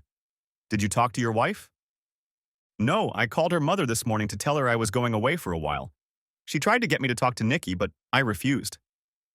Good. I know it's hard, but it's best if you don't talk to her until we get this mess sorted out, Tony said. I have your cell number, so if I need to contact you, I can do it. Just make sure you have your cell phone with you. Jesus, you're being a mother hen, aren't you? Remember what I told you. This guy didn't just shoot you in a panic. He wanted you dead, and he wanted it slow and painful. I think if he had another chance, he would have killed you, Tony said. I could be wrong, but 15 years as a cop tells me I'm right. There's no sense in taking any chances. I'll heed your warning and be careful, I said. Anything else you want to tell me? Yes. The ADA plans to speak to your wife again tomorrow. Do you have anything we could ask her that might shed some light on this case? He asked. Tony, I've been thinking about this all day and couldn't come up with anything. Nikki has never done anything that would make me the slightest bit suspicious. I can't think of anything that might help your investigation. I'd like to help. I want answers as much as you do, I said. I'm sure you do, he said. When are you leaving? I have a 9-hour flight out of Burbank. Well, enjoy your... I don't know what to call it. Anyway, try to relax and build up your strength. Some of the most painful parts of this case are yet to come, and you need to be strong to handle them, Tony said. Tony, I really appreciate everything you've done. It's only been 2 weeks since this shitstorm started, and the only positive thing that's happened is that I feel like I have a new friend, I said. You're right. You have made a friend. I don't usually get so personally involved in things. I just hope that when this is over, you'll still consider me a friend, Tony said. I don't think that will be a problem. I value friendship, and besides, I think having a cop as a friend would be a smart move on my part, I said. You know, you're not as dumb as you seem, Tony said. I hear that a lot. After the conversation, I went off to pack for the trip. I needed to take enough clothes for a 2-week stay while traveling light. I still wasn't strong enough to handle heavy suitcases. I managed to use a small bag and a small carry-on. I packed mostly socks and underwear. I took 3 pairs of pants, 3 shorts, and 6 short-sleeve shirts. I knew Charlie's house had a washer and dryer, so I didn't need a lot of shirts and pants. If I needed anything else, I could buy it in Vegas. Next chapter. At 10:30. Saturday morning, I was in Las Vegas, in a cab heading west on Charleston Boulevard. The temperature that morning was already 101 degrees and climbing ever higher. When I stepped out of the airport terminal building, I felt like a blast furnace had collapsed on me. Fortunately, the cab had good air conditioning. Charlie Carson's house was on Desert Foothills Drive, which is about 7 miles west of Las Vegas Boulevard. When the cab stopped in front of the house, I was very surprised. Charlie said it was a small house. I guess it was small, if you consider 3,500 square feet small. The house was finished in white stucco with a red tile roof, like most of the other houses in the neighborhood, but this one seemed more elegant. The front entrance consisted of heavy red oak double doors with stained glass windows. The doors opened into a large foyer with a stone tile floor. The air conditioning was already on, and the house was a comfortable 72 degrees. Exploring the house, I discovered it was a smart home. Everything was controlled by a computer. Charlie could control the climate control, alarm system, and security lights remotely via the internet. There were security cameras above the front entrance, above the garage door, and in the back of the house overlooking the back door and pool. Everything was high-tech. Inside, the house looked like the cover of Architectural Digest magazine.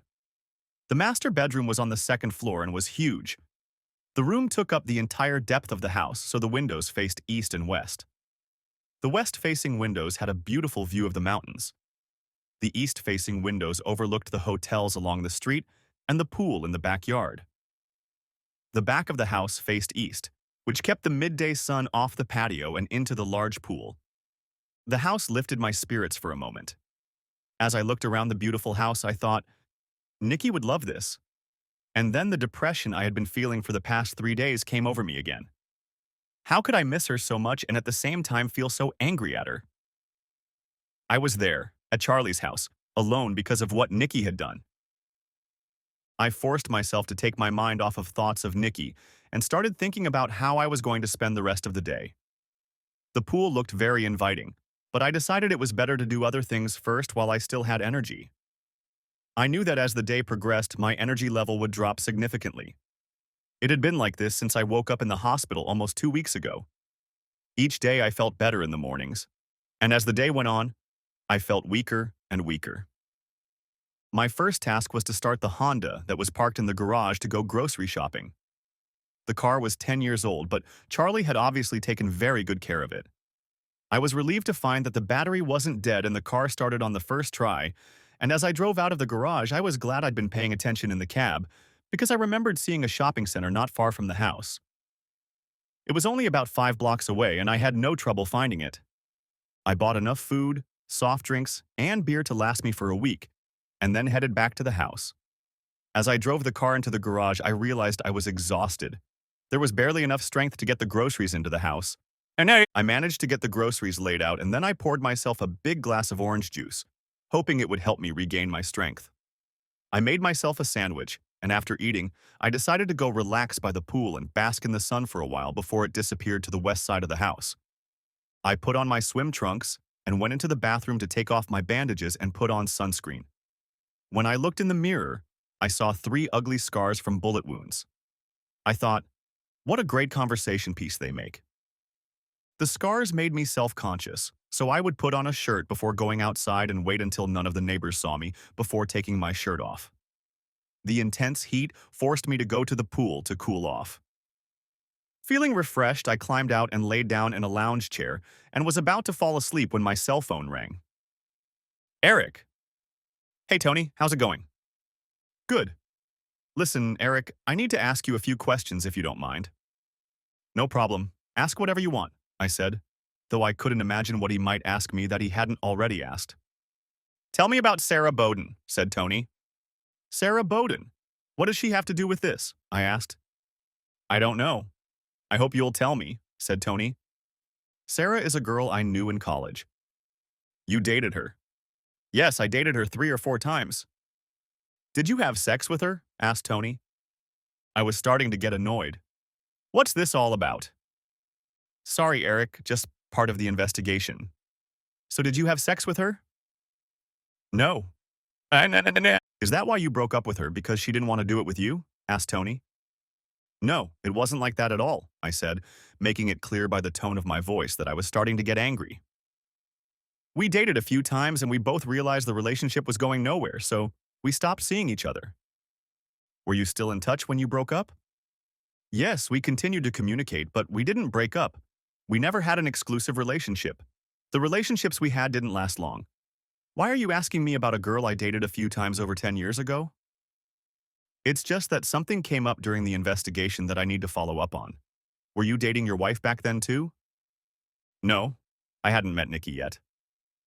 Okay, then tell me about your relationship with Sarah Bowden. What exactly do you want to know? I asked. Why don't you start with how you met? I took a deep breath, trying to remember. It was a Saturday night, and I was on my way back to the frat house after a party. I stopped to get gas at one of those mini-marts at the gas station. While I was filling up the tank, a car stopped on the other side of the pumps. There was a couple in the car and the guy was yelling at the girl. I couldn't hear what they were saying to each other, but the guy was yelling pretty loud. When my tank was full, I went into the store to pay, and as I was getting out, the guy who was in the other car went into the store. "Did you know him?" asked Tony. "No. We didn't even look at each other as we walked by. Anyway, when I got back to my car, the girl jumped out of the other car and started begging me to take her with me. I saw she had a mouse under her eye and figured her boyfriend must have hit her. So I told her to get in my car and we left before her boyfriend came out of the store. She was pretty shaken up. I asked her where she wanted to go and she asked me to take her somewhere to get a cup of coffee. The only place we could find free that night was Denny's. We took an empty seat, ordered 2 cups of coffee, and just sat there. Finally, I asked her why her boyfriend hit her. She said he wasn't her boyfriend. She said she had dated him twice and he suddenly became very clingy. She said earlier that night she was at a dance and dancing with a friend when the guy walked in, grabbed her by the arm and dragged her away from the establishment. She said he forced her into his car and then started accusing her of cheating on him. When I saw them at the gas station, she tried to explain to him that they were not in a permanent relationship and she could dance with whoever she wanted. That's when he hit her. When he went into the store to buy cigarettes, she jumped out of the car and asked me to help her. We talked for a long time that night, and then I drove her back to the hostel. When I dropped her off, she thanked me for my help and then kissed me. I didn't know what else to do, so I asked her out. By the end of our first date, I realized there was no connection between us. I would have ended it right then, but I sensed she wanted me to ask her out again, so I did. On the 3rd or 4th date, we both realized it wasn't going to work out. We parted as friends. "You stayed friends?" asked Tony. I think I would have, but after that I started seeing her less often. I saw her on campus a few times over the next month or so, but we never saw each other after that. "Who was the guy who hit her?" asked Tony. "I don't know. I don't remember if she told me his name." "So, is there anything else you can tell me about Sarah Bowden?" asked Tony. "No. This is the first time anyone has mentioned her name since college. No, wait a minute. Nikki asked me about her once, about a year ago." "Why did she ask?" "I don't know," I said. "It was right after she got back from Germany. I had prepared a romantic dinner to welcome her home, and while we were eating, Nikki asked me if I knew Sarah Bowden." "And what did you tell her?" asked Tony. "The truth, that I'd met her a few times in my junior year." "And Nikki didn't tell you why she asked?" asked Tony. "Nikki said someone told her to ask me if I knew her, but she didn't say who asked," I said. "Why was your wife in Germany?" "She was a chaperone on a trip for members of the German club at the high school where Nikki teaches," said I. "Who else was on the trip with her?" "German teacher Carol Stanley and her husband Jack, European history teacher Barbara Martin and her husband Cal, counselor Janice Whiten, and gym teacher John Parker," I said. The expression on Tony's face changed for a moment, as if something I said had gotten through to him. "Why didn't you go with your wife?" "I was supposed to, but I had to cancel so I could go to a technical education conference in Denver that was scheduled for the same week," I said. "Your wife never mentioned Sarah Bowden again?" "No?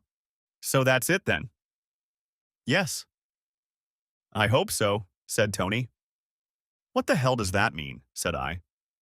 "I don't know if this Sarah Bowden has anything to do with this case, but it's a lead I have to follow, so I just hope you've told me everything I need to know about your relationship with her," Tony said. I started to feel hot. Was Tony insinuating that I had done something wrong with Sarah? I considered him a friend, and now he was talking such nonsense. "Can you tell me why you're asking me about Sarah?" I asked.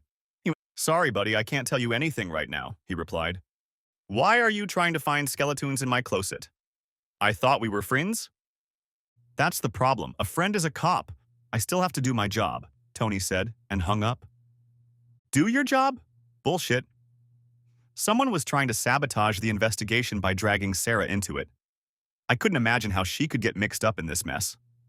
I spent the rest of the weekend relaxing, spent a lot of time by the pool, and the rest of the time reading the books Charlie had in his library. The boss was really impressing me. Who would have thought he would have a great library in his house? I didn't think he ever read books.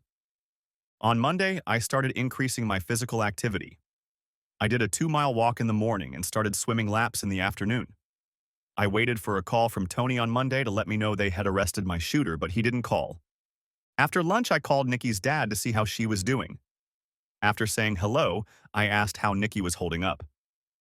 Eric, do you know that Nikki quit her job? Asked George. She quit her job? Why? Asked me. She said she was worried that rumors would start flying after it got out, said George. But I think it's more than that. I didn't know what to think about it. Nikki loved teaching, so I felt sorry for her. But at the same time, I felt that she had done this to herself. Tell her I'm sorry she had to quit her job. I will, Eric, he said. I had nothing more to say, so I ended the conversation. Next chapter. When I didn't hear from Tony until late Tuesday night, I was ready to call him, but some part of me didn't want to talk to Tony. I was still a little angry about the way he had questioned me about Sarah Bowden. Wednesday morning, I got a call from Charlie. How are you doing with the house, Eric? He asked. Fine, Charlie. I thought you said it was a small house, I said. Compared to my house in Sherman Oaks. It is, he said. So you started the car? Yeah, I started it and grabbed a couple cases of Heineken, but somehow I don't think it'll be enough before you get here. I might have to buy some more before I head home, so what's going on over there? Nothing much, but a police detective was here this morning asking about you first thing, Charlie said. I was starting to get pissed off again. Why the hell was Tony snooping around where I worked? What did he want? I asked. He wanted to see if I knew where you were. He already knows where I am. Oh, wait, no, he doesn't. I told him I was staying at a friend's house, but I didn't say whose house or give him the address. Did you tell him where I was? Yes, I hope everything was okay. No problem. It's okay if I tell the cops where I am, I said. Charlie and I talked some more about work and projects he hoped I'd be back to soon. I was feeling pretty good after the call, so I poured myself a Heineken and sat in the pool to refresh myself inside and out at the same time. When I hadn't heard from Tony by 5 p.m., I decided to drive down to the strip. I decided to play blackjack and then have dinner. I thought about going to the Bellagio, but then I remembered how much Nikki loved the Bellagio, and I didn't want to bring it up that night. I ended up going to Treasure Island. I played blackjack for 3 hours and suddenly felt very tired. I decided to give up the idea of having dinner at one of the great restaurants on the strip and just go back to the house. I got back to the house just before 9 o'clock, and it wasn't until I was in the kitchen making a sandwich that I noticed I had missed a call on my cell phone. I must not have heard the call when I was at the casino. I checked my voicemail and there was a message from Tony. It said, "Call me," and included his cell phone number. I was still pissed at him, so I waited until I finished my sandwich before I called him. You wanted me to call? I said when he picked up the phone. Where the hell have you been? Asked Tony. Whoa, what the hell is this? I don't have to check up on you. I left tonight, I said. Sorry to be rude, but we have a problem. We don't know where he is, said Tony. You don't know where, who is? Our suspect. He didn't come back from the meeting in Denver, Tony said. We know he checked out of the hotel, went to the airport and got on a plane to LA, but we lost him at LAX. So the guy who shot me is still at large? Jesus, how could that happen? I asked. I'm sorry, buddy, but it wasn't my fault. If you remember, I wanted him picked up in Denver and held for extradition, but I was turned down. Now he's on the loose. We don't know if he knows we're looking for him or not. We hope he doesn't. You should be safe there, and we're keeping a close eye on your wife. We don't think she's contacted him, but we're doing everything we can to make sure she does. Do you think Nikki might have tipped him off that you were looking for him? I wouldn't think so, but now? Who knows? Well, how are you doing? Asked Tony. I'd be doing a lot better if you'd stop prying into my business and catch this guy, I said. No. What do you mean prying into your business? Asked Tony. First you called me and started asking about a girl I knew over 10 years ago and wouldn't tell me why. And then this morning you started snooping around my place of employment, asking questions about me. What are you talking about? Asked Tony. So, my boss called me this morning and told me you were there this morning asking questions about me? Shit. That wasn't me, Eric. What kind of questions? It wasn't you? Did you send someone else there? No. Charlie told me that the cop who went there asked him where I was, and he told him. Oh shit. You need to get out of the house right now. Get a hotel room somewhere and don't talk to anyone but me, said Tony. Do you think he'll come here? I don't know, but I think it's a good bet. Why else would he know where you are? Tony? What? I think it's time you told me who the hell this guy is, I said. John Parker. The school gym teacher? That's right. How well do you know him? Asked Tony. I don't really know him at all, I said. Nikki talked about him a lot when he first came to school 2 years ago. She thought he'd do a good job as a gym teacher and soccer coach. I've never met him myself. Oh shit. I just remembered that Nikki told me that Parker once told her he knew who I was in college. But you don't know him? I don't remember his name from my college days, and I don't know if I'd recognize him if I saw him, I said. And then another thought hit me. Is Nikki really having an affair with John Parker? I felt my chest tighten at the realization. How long had this been going on, and how had I not seen any signs that Nikki was cheating on me? I felt hurt, betrayed, angry, and stupid all at the same time. We're still not sure what kind of relationship Mr. Parker and your wife have. We only know what she told us, but we don't know if it's true yet. But we'll find out, Tony said. And what did Nikki tell you? I'm sorry, Eric, but I just can't tell you right now. I promise I'll tell you everything as soon as I can. In the meantime, I just want you to get out of this house and find another place to sleep. He might already be here. The flight from LAX to Vegas only takes an hour, I said. He could be there, but he hasn't flown. We've been monitoring the airports, contacting his credit card company, and he hasn't made any payments today. If he's in Vegas, he traveled there by car. I want you to leave the house right now and make sure you're not being followed. If you think someone is following you, call me immediately, Tony said. What can you do if I'm being followed? You're in LA, and I'm in Vegas, said I. I can contact the Las Vegas police and have them come to your rescue. Okay, I'm leaving. I closed my phone and started to turn off the lights. Once it was dark inside the house, I looked out the windows and searched for cars parked on the street. Finding no cars parked outside, I walked into the garage and got into Charlie's Honda. Throughout this whole ordeal, I had experienced just about every imaginable emotion. But as I sat in the dark and considered my next steps, I felt fear for the first time. I started the Honda and waited a few more seconds before pressing the button on the remote to open the garage door. Once there was an open space under the door, I drove out of the garage, quickly pressing the button to close the door, and turned left onto the street. Part 3. I was 2 blocks from the house, and there were no other cars in sight. No one was following me, and I was beginning to think that maybe it wasn't John Parker visiting Charlie that morning. Maybe it was a policeman and Tony just didn't know about it. I was waiting at the light to turn left onto Charleston Boulevard when I saw a silver Ford Explorer turning right from Charleston onto Desert Foothills Drive. I cast a quick glance at the SUV and, although I couldn't see the driver through the tinted windows, I saw that the car had California license plates. Having seen California plates on a car in Nevada, I wasn't surprised, but seeing a car with California plates turn onto the street where I was staying was too much of a coincidence for me. Driving east through Charleston, I was trying to decide which hotel I should go to when I came across the I-15 interchange. In that instant, I made a decision. I turned right onto the southbound I-15 interchange. If John Parker was looking for me in Las Vegas, I was going back to Los Angeles. The 10-year-old Honda performed admirably, easily maintaining 75 to 80 miles per hour all the way to the 10. Things slowed down a bit there, but at 2:30 a.m., I was already in Burbank and settled into a small hotel near the Burbank airport. I wasn't sure it was okay to drive home because I still wasn't sure if John Parker was looking for me in Vegas. Maybe he's staking out my house. Or maybe he's already on his way to Mexico. I really had no idea what was going on. I sat down on the bed in my dingy hotel room and started asking myself questions again, trying to make sense of what was going on. Why did John Parker want to kill me? Did he want to get me out of the way so he could get Nikki?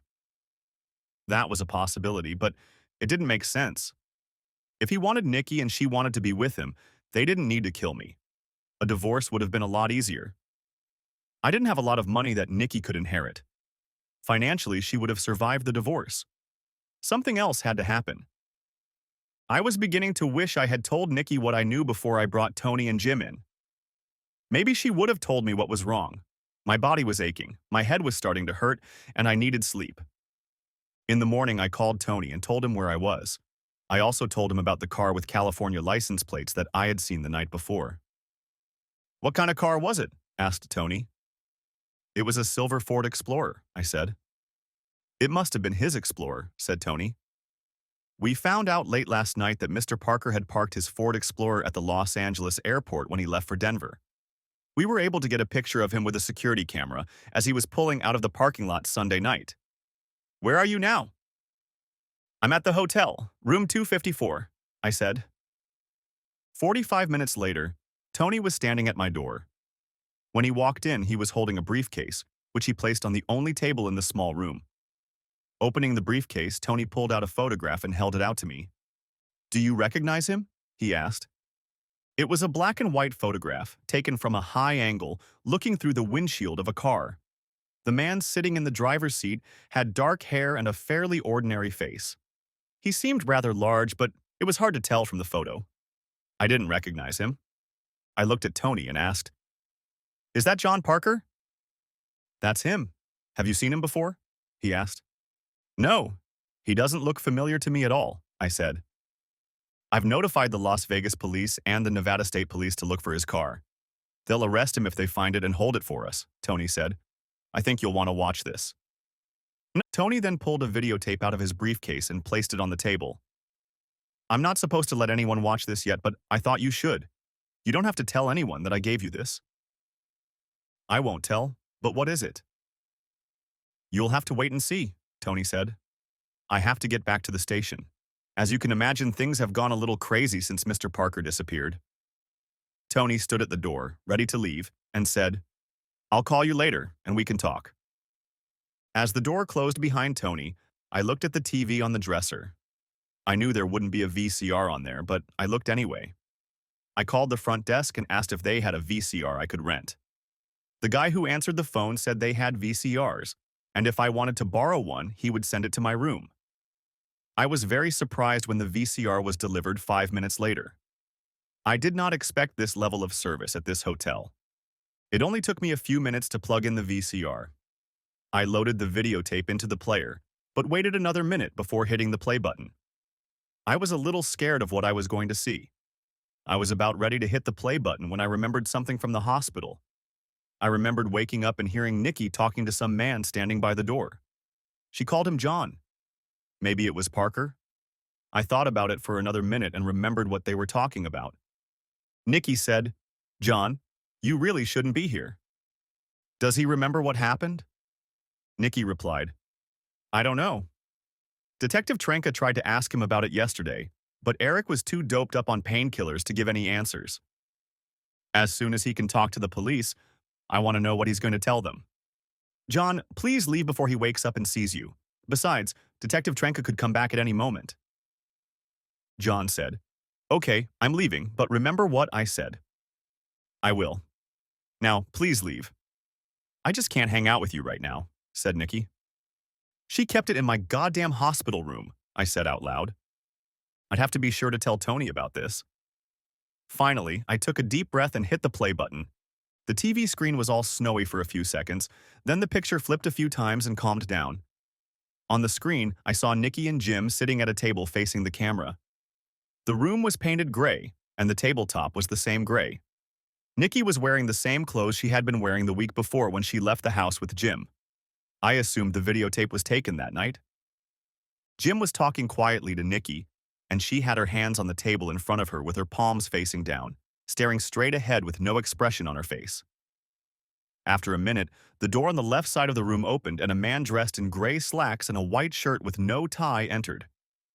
"Good evening, Mrs. Anderson. I'm Detective Harris, and I'll be conducting this interview. Before we begin, would you like a glass of water? Or do you need a bathroom break?" he asked.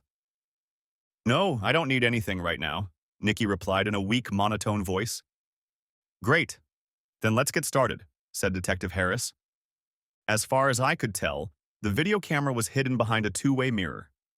I got that impression because no one in the room was paying any attention to the camera. I expected that if the camera had been in the room, it would have attracted Nikki and Jim's attention.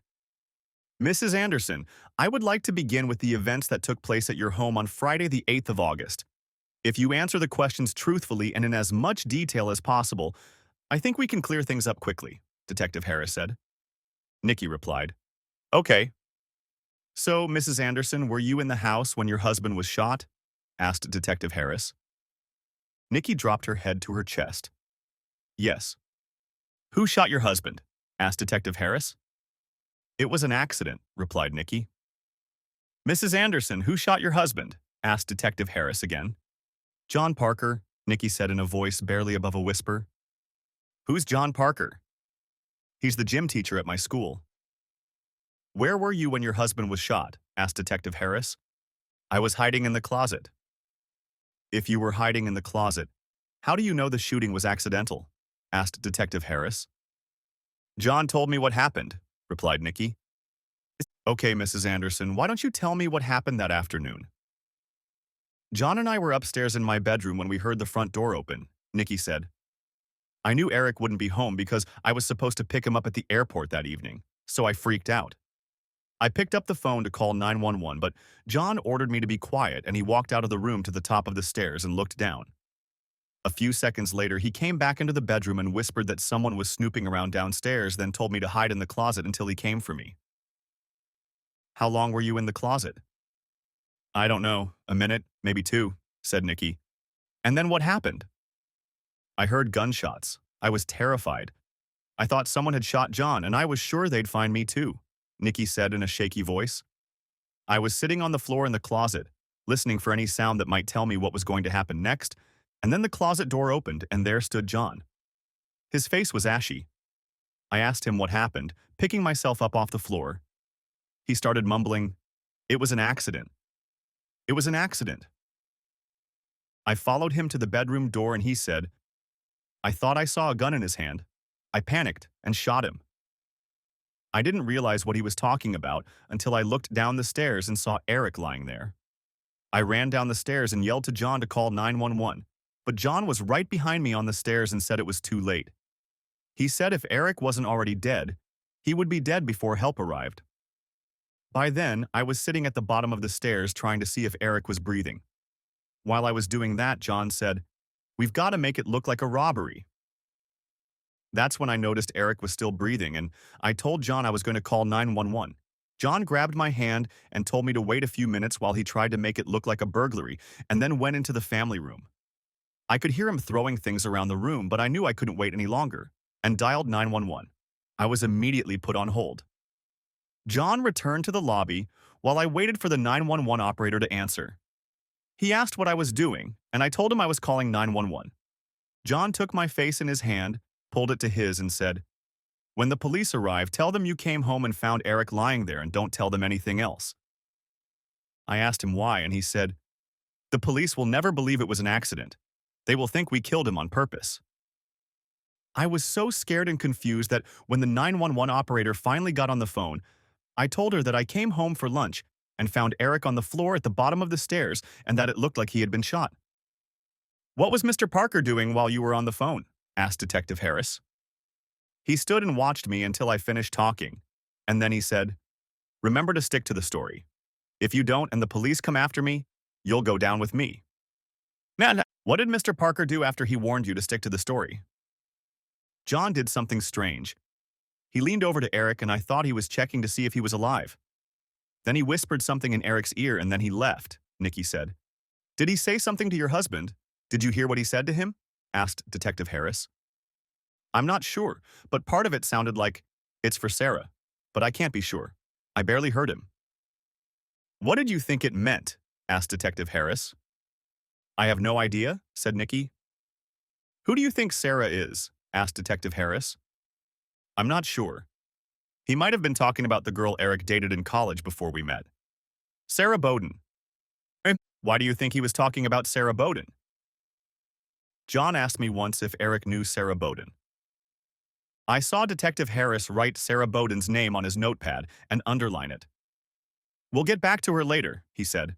"Right now, I'd like to know about your relationship with John Parker." "What do you mean about my relationship with John Parker?" asked Nikki defensively. "Exactly that. What is the nature of your relationship with Mr. Parker?" "John is my boss. He's a teacher at my middle school." Is that your only relationship with him? Asked Detective Harris. Nikki tensed, and I saw Jim put his hand over hers to reassure her. What are you trying to imply? Said Nikki. I was just wondering why Mr. Parker was in the bedroom with you, he said. Would you mind explaining that? He followed me up the stairs, said Nikki.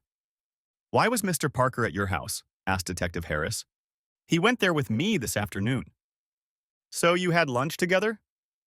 Yes, with several other teachers. I want the names of those who had lunch with you that day, said Detective Harris. After lunch, why did you and Mr. Parker go to your house? I spilled tomato sauce on my blouse, so I went home to change my blouse, Nikki said. Who was driving? I was driving. Did Mr. Parker drive with you? Yes. So, when you arrived at your house, you both went inside and Mr. Parker followed you upstairs to change your blouse? Asked Detective Harris. He didn't follow me up the stairs. You just said he followed you upstairs, said Detective Harris. When we entered the house, John went into the family room, and I went upstairs to change my clothes. But then he went upstairs. Yes. Why? He was carrying the beer mug he bought for me in Germany, Nikki said. I couldn't believe what I just heard. Parker had bought that mug for Nikki, and then she had the nerve to give it to me like it was such a special gift. The acid in my stomach began to churn. What a bitch. Why did he bring a beer glass upstairs? The detective asked. He wanted to remind me of our night in Germany, Nikki said. Why do you think he went upstairs with the glass instead of waiting for you to come down? Tears streamed down Nikki's face as she answered. I guess he wanted me to do it with him, Nikki said. I felt a tingle down my spine when Nikki said that Parker had followed her up the stairs to do it with her. I felt like my body was about to explode. So, would you call your relationship with Mr. Parker sexual? Asked Detective Harris. No, I did not have sex with him. Was that because your husband came home and interrupted you? No. Detective Harris was beginning to take on the features of a pit bull. He smelled blood and was ready to go in for the kill. Part of me wanted him to break Nikki, and part of me wanted him to be gentler with her. I wasn't going to do this with John. Nikki was becoming very agitated and was having a hard time controlling her temper. Jim continued to whisper to her, trying to calm her down. You said that Mr. Parker followed you upstairs to do it with you, but now you're saying you weren't going to do it with him. What exactly, Mrs. Anderson? Asked Detective Harris. He came upstairs with that damn beer mug and tried to talk me into it, but I wasn't going to engage with him, said Nikki. He tried to talk you into it? You mean he tried to seduce you? Yeah, I guess so, Nikki said. Did he have any reason to believe that you would agree to do it with him? Asked Detective Harris. He kept talking about what happened in Germany and how we should... Before I could finish Nikki's answer, the hotel room came into motion. It took me less than 2 seconds to realize we were having an earthquake. I quickly stepped back to the bathroom doorway to wait it out. It felt like a pretty strong earthquake, maybe a magnitude 6. The large picture window in the room cracked and then flew out of its frame and fell into the parking lot below. A moment later, the power went out. It all lasted less than 30 seconds, but I could already hear sirens all over the city as well as all the car alarms in Los Angeles County. I sat on my bed and waited for the power to come back on, but there was none. I waited for over an hour, but as it started to get dark, I unplugged the VCR and took it to the front desk to ask if I could take the VCR with me and return it the next day because my tape was stuck in it. When I got to the hotel lobby, I noticed that there was a light on. I asked the desk clerk about it and he said they had an emergency generator. I asked him about taking my VCR with me and he said he couldn't let me do that. Then he suggested that I plug the VCR into one of the outlets serviced by the generator and then I could remove the tape. 5 minutes later, I was already sitting in the Honda with the tape and heading toward my house. I hoped that I would have electricity when I arrived there. I called Tony and told him where I was going and why. He said he needed to talk to me and that he would meet me at my house in about half an hour. When I got to the house, it was very dark outside. There was no moon that night and the electricity was out all over the city. With no streetlights, I could barely see my house from the driveway when I turned off my car headlights. I grabbed the videotape from the front seat of the car and headed for the front door. It was so dark that I stepped on the edge of the sidewalk every now and then, nearly spraining my ankle a couple of times. At the front door, I had to kneel down to try to put the key in the lock. It was so dark that I figured it would be easier for me to get the key into the lock if I closed my eyes, and it worked. When I opened the door and stepped inside, I found it was even darker. I raised my hand in front of my face, but I couldn't see it.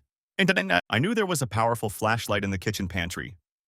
All I had to do was walk through the foyer and down the hallway to the kitchen, a distance of about 15 feet, then to the right another 6 feet, and I would be at the pantry door. It usually took me 5 or 6 seconds to cover that distance, but in the darkness I moved very slowly. I had never been afraid of the dark as a child, but I had never faced such deep blackness as I found myself in this night. 30 seconds later, shuffling my feet on the floor and resting my shoulder against the wall, I reached the door to the kitchen.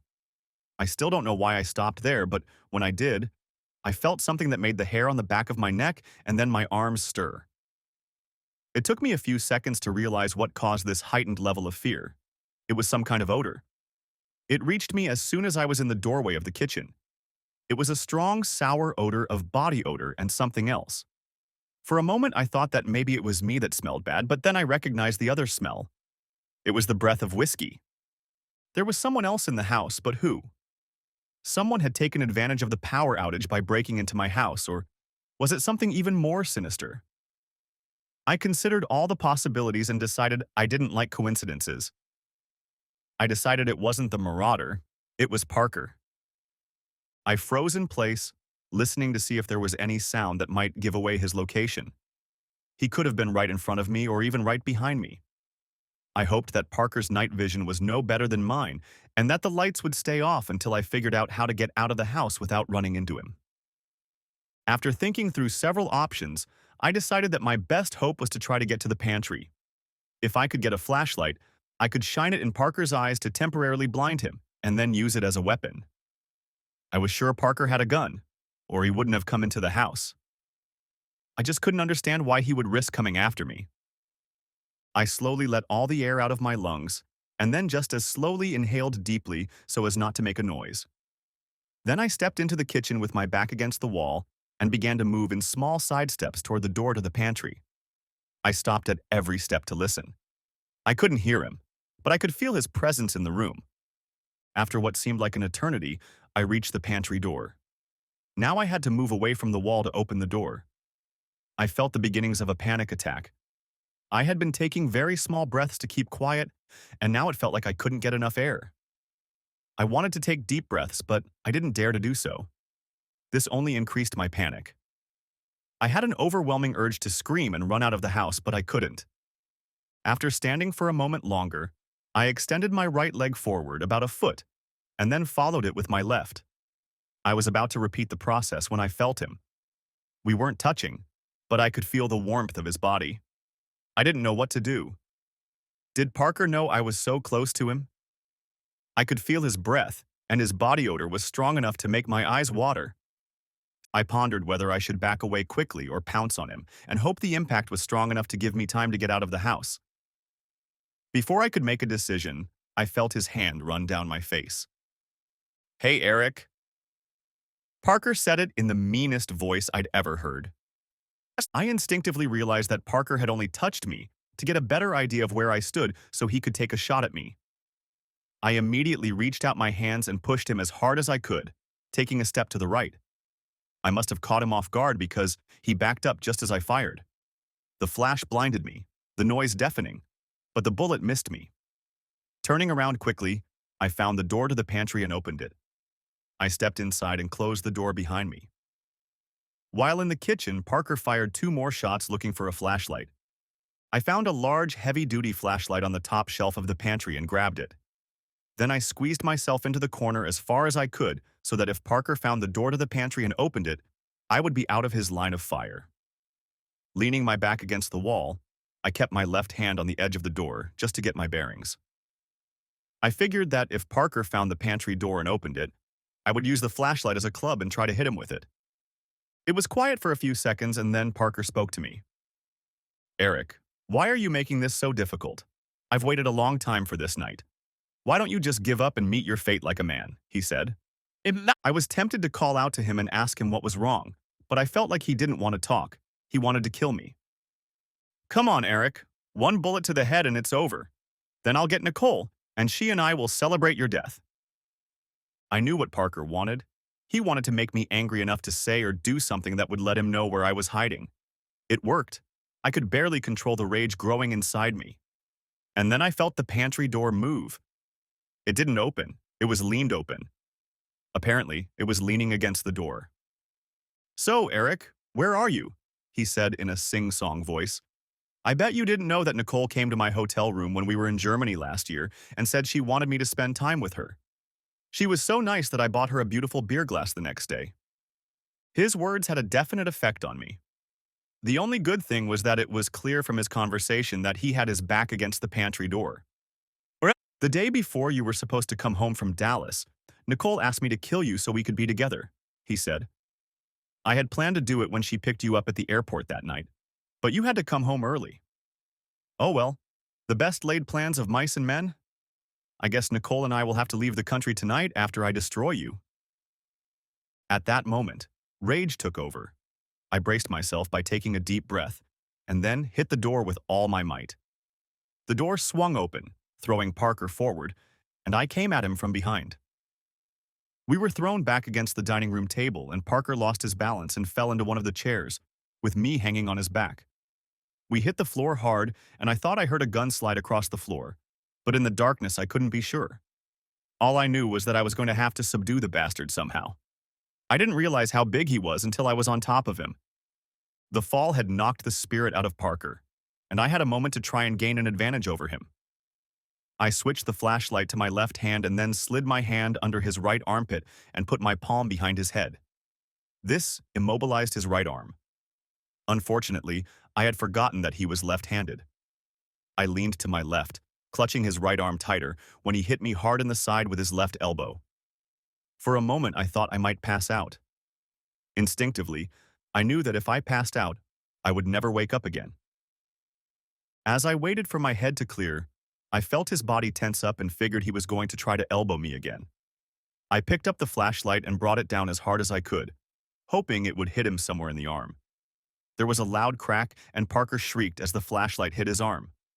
I had no idea what damage it could do, and I wasn't about to take any chances. I raised the flashlight and brought it down sharply again.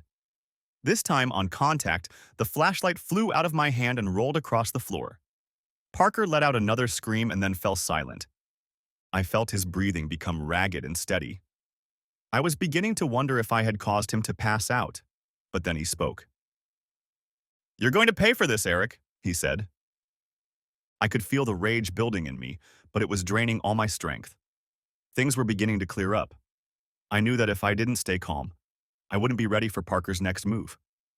Taking advantage of the fact that Parker seemed to be taking a break from fighting to regain his strength, I unbuckled my cell phone from my belt and opened it. The light from the display let me see that Parker was lying down with his face turned to the right. His left arm was on the floor.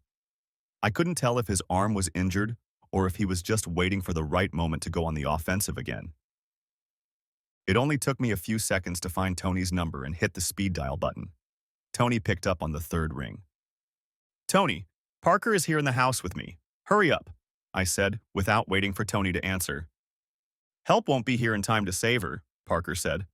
"Tomorrow, Nicole and I are going to sit on the beach in Rio sipping cocktails and laughing about what a wuss you are. I'm going to make you cry before you die so I can tell Nicole what a child you were." At that moment, a thought hit me. I realized what he was trying to do and wondered if I could reverse his move. It was a gamble, but I had to try. I leaned down to his ear and said, "You know, John, Sarah told me she didn't want to be with you because she heard you were inadequate in bed. She said she doesn't want wimps, and that's why she likes me." That hit a nerve. "Shut the hell up about Sarah," he said. In the light of the phone, I could see Parker practically foaming at the mouth uttering this latest threat. Suddenly, I began to question whether my last tactic had been such a good idea. Everything was quiet for a few seconds, and then my phone's display went off and the lights went out, plunging us back into total darkness. That's when Parker made his move. Suddenly, Parker was on his knees and I was struggling to hold on to him. Somehow, Parker found himself in a standing position and twisted his body in a circle. I lost my grip and was thrown across the room. I knew I should try to get out of the house, but in the darkness I didn't know where I had landed and I didn't know which direction to go. I sat down on the floor and kept as quiet as possible. I listened to see if there was any movement on Parker's part. After a few seconds, I heard him. It sounded like he was fumbling back and forth on the floor with his hand, trying to find his gun. I began to slide my hand across the floor away from Parker, hoping to find something that might tell me what part of the room I was in. I continued to do this until I felt my back against the wall. Sliding my hand along the baseboard in an attempt to determine exactly where I was, I came across the spring-loaded stop of the door to the pantry. I now knew where I was, but unfortunately my hand bent the spring stop and it popped out of my hand with a loud twang sound. I'm not sure I'll ever fully realize what happened in the next few seconds. I knew that the noise the stopper made would give away my position and that Parker would guess where I was. Before I could do anything, there was a flash and an explosion as Parker fired a shot in my direction. The bullet hit right above my head, and I felt pieces of drywall fall on top of me. I figured he must have thought I was standing, but the flash from the shot would have shown him I was sitting on the floor.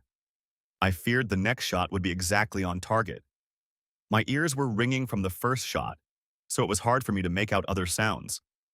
I thought I heard someone yelling, so I assumed it was Parker yelling at me again. A second later, Parker was illuminated by a bright light. I could now see Parker sitting on the floor facing me. He was only 7 feet away from me, raised his gun and pointed it at me.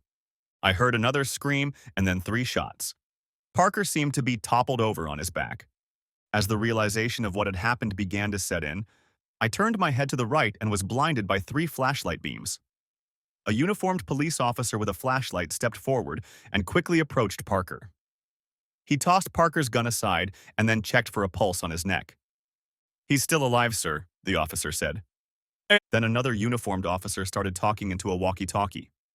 I was still in a daze when Tony Trenka squatted down next to me. "Are you all right, Eric?" he asked. "Do you have any injuries?"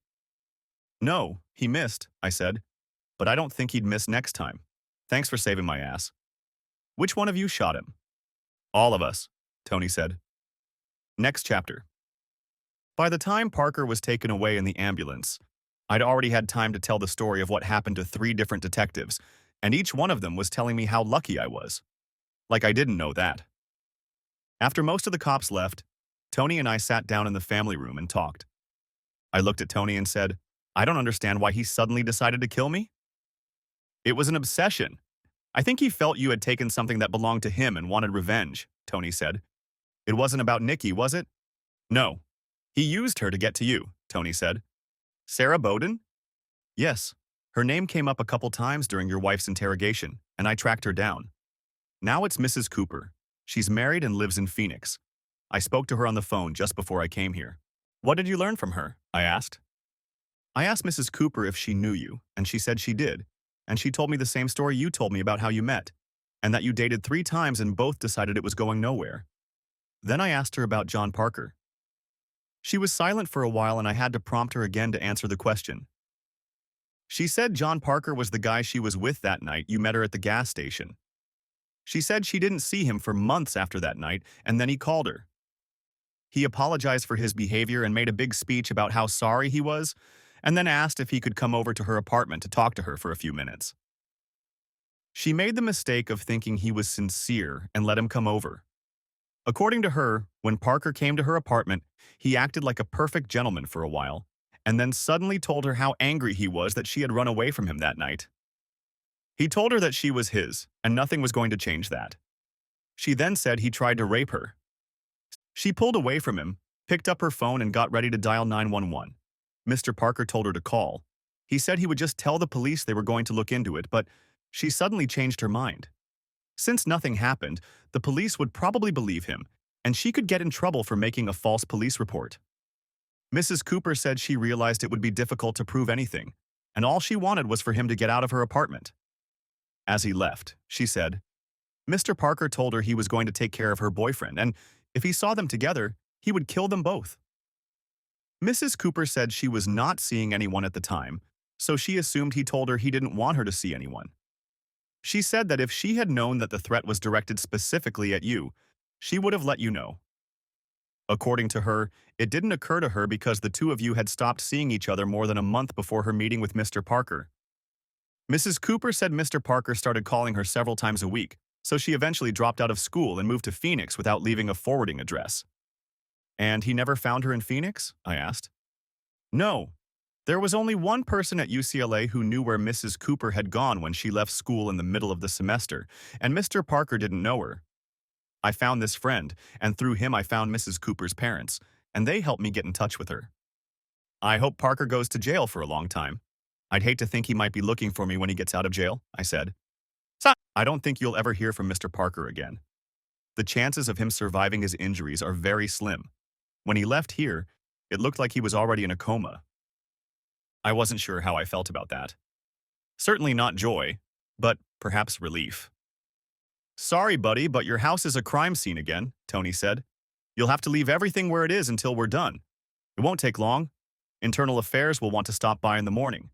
It's required after an officer-involved shooting. In this case, there were 3 officers involved. You should have your house back by noon tomorrow. Can I stay here tonight? I asked. I don't want to find a hotel for the night. I don't think that will be a problem. Just don't touch anything in the kitchen until the investigation is over, Tony said. I won't touch anything. I just want to go to bed. Did you finish watching the video? Asked Tony. No. I was interrupted by the earthquake. Oh, right. You told me that. Just try not to tell anyone I gave you this copy, and after you watch it, get rid of it. Throw it away or rewrite it, Tony said. What's going to happen to Nikki? I asked. I don't know, said Tony. That's for the prosecutor's office to decide. I wasn't at your wife's interview, and I haven't seen the tape of her interview yet. I meant to review it last week, but I didn't have time. She cooperated. If she told the truth and is believed, then maybe she won't be charged with anything, Tony said. We stood up and Tony said, I have to go now. I'll let you know if I find out anything about your wife, one way or another. I walked Tony to the door. Thanks, Tony. I think I owe you a whiskey, said I. At least 2, Tony said as he walked out. Next chapter. Standing alone in my family room, I thought about what Parker had told me. Was any of it true? I had already heard Nikki say that Parker had bought a beer glass for her, so he was telling the truth. Did Nikki have fun with him when they were in Germany?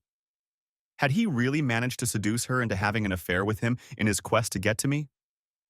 I found it hard to believe Nikki could have done such a thing, but I knew Nikki had lied to me about buying the Stein. How many other lies had she told me? I thought about watching the video to the end, but I was too exhausted. I decided I would watch it the next day. That night I slept restlessly.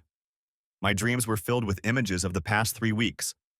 Some were real events and some were nightmarish images inspired by my deepest fears and darkest thoughts. On Friday morning, I woke up to the doorbell ringing. I threw on my robe and went to open the door. Standing outside the door were 2 men in simple brown suits. For a moment I wondered if they had bought their suits from the same store where Tony had bought the suit he wore the first time we met.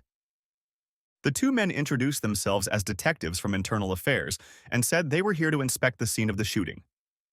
One of them asked me if I or anyone else had touched anything in the kitchen after the shooting.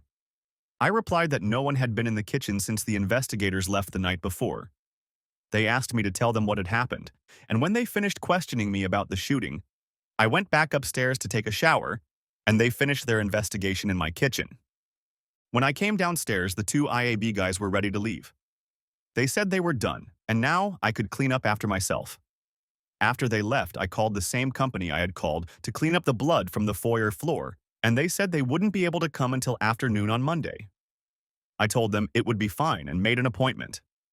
By 11 a.m., power was restored to parts of the city, thankfully including most of Sherman Oaks. With the power back on, I decided to make some coffee and then watch the continuation of Nikki's interview. I looked around the kitchen but didn't see the videotape anywhere. I tried to remember what I had done with the tape when I came into the house the night before, but I couldn't. I went out to the car, but it wasn't there either. Then it occurred to me that the Ovir guys might have found the tape in the kitchen and taken it with them. There was no label on the tape, so unless they checked it on my VCR, they wouldn't know what was on it. Did I drop the tape on the floor when I pushed Parker? If the IAB guys had found the tape on the kitchen floor, they might have thought it was important. Eventually, the tape disappeared and there was nothing I could do about it.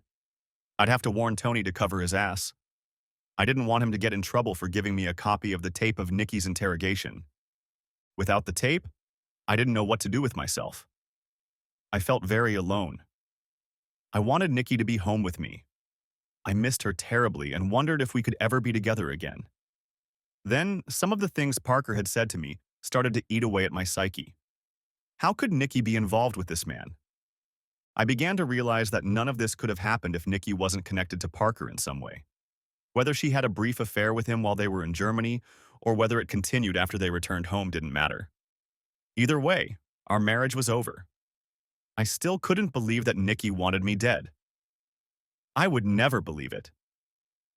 My mood soured and I decided my coffee needed fortifying, so I headed to the pantry to get some bourbon. As I approached the pantry for the bourbon, I looked back at the bloody stain on the floor. For a moment, I thought I saw Parker's face staring back at me from the dark red puddle. I flinched slightly as I turned away to open the pantry. I could still feel a chill down my spine as I stood looking at the amber liquid in the bottle of Maker's Mark and said out loud for the first time, "I hope that bastard is dead." For a moment, my gaze stopped on the shelf where the flashlight had lain the day before. "Ah, yes, now I remember," I said to myself. Then I turned around to see if the flashlight was lying on the floor. It wasn't. Apparently, it had been taken away as evidence. I spent the rest of the day weighing everything I knew and working out a plan of action on what I should do about Nikki. In the evening, Tony stopped by my place to pick up 2 drinks I owed him. He informed me that John Parker had been in a coma until 12:45 and then passed away from his wounds. I poured Tony another whiskey, as it was obvious he needed it. He was trying to act like it was no big deal. But I could see that taking a man's life, even if it was justified, was a heavy burden for Tony. We discussed his feelings about the shooting, though he said he didn't want to talk about it, and then he gave me some other news. I talked to the assistant district attorney, and she said they're not going to press charges against your wife, Tony said. She said Mrs. Anderson has cooperated fully with the investigation, and they don't believe she was materially involved in the attempt on your life by Mr. Parker. I was glad that Nikki had gotten out of this mess, but I had yet to decide what to do with Nikki. Tony told me about his conversation with the ADA, and what she said was her reason for not pressing charges against Nikki. As I listened to Tony, I began to feel a strange feeling in my body. It felt like my body was losing weight as I sat there. Part of my mind was focused on what Tony was telling me, and the other part was deciding what I should do about my marriage. By 10 o'clock on Saturday morning, I was already sitting in the Honda and driving to Nikki's parents' house. George met me at the door, asked me how I was doing, and led me into the living room where Mary and Nikki were sitting. "We heard what happened on the news last night," Mary said. "It must have been horrible for you." Nikki cried and asked, "Why didn't you call yesterday and tell us what happened?" "I'm so sorry. I should have called, but yesterday was a horrible day and I really didn't want to talk to anyone," I lied. It wasn't really a complete lie. I just wasn't ready to talk to Nikki. Then, watching Nikki's reaction, I said, "Did you know that Parker died of his wounds?" Nikki lowered her gaze to her hands and shook her head, her eyes filling with tears again. George said, "Yes, it was on the news last night. He's not being mourned in this house." Nikki looked up at me and said, "I'm not crying for him, Eric. I'm crying for what he did to us." "I can't understand what could make a man act like that," Mary said. "Eric, do you know the DA's office called yesterday? They said they weren't going to press any charges against Nikki." I looked at Nikki. "Yeah, I heard. That's good news," I said. Nikki smiled at me, but remained silent. "Mary, I just want to tell you and George how much I appreciate your help and support during this very stressful time," I said. Then, looking at Nikki, I said, "This has been difficult for all of us." Nikki got up from the couch, walked over to me, stood right in front of me and asked, "Can I go home with you?" "No, I'm not going home." "You're not going home? Where are you going?" asked Nikki, looking at me with wide eyes. "I have to take Charlie's car to his house in Las Vegas," said I. Nikki was having another attack of dropsy, but she tried to hold on manfully. "I don't understand. Charlie lives in Sherman Oaks. Why do you have to drive his car to Las Vegas?" asked Nikki. I put my hands on either side of her face, looked directly into her beautiful eyes and said, "I'll explain everything to you on the way to Las Vegas." Nikki wiped tears from her eyes and asked, "You want me to go to Las Vegas with you?" I leaned forward and kissed Nikki on the forehead. Yes, of course I want you to come with me, I said. Nikki wrapped her arms around me and hugged me tightly. George, I need a favor.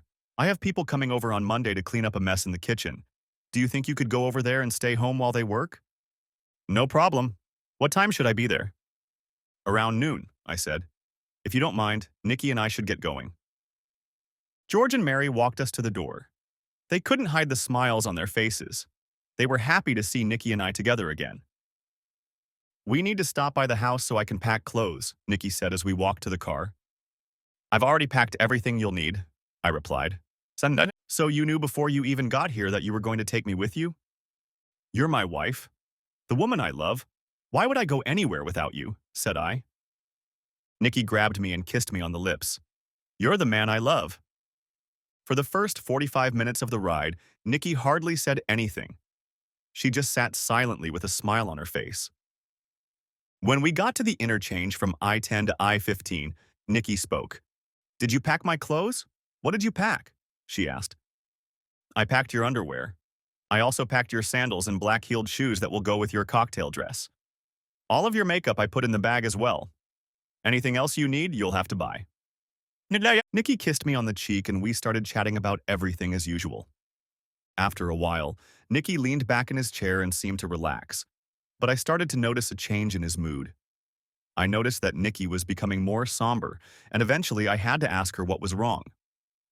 Eric, I'm really sorry about what happened. I have to tell you everything so you'll realize that I love you and that nothing ever happened between John and me.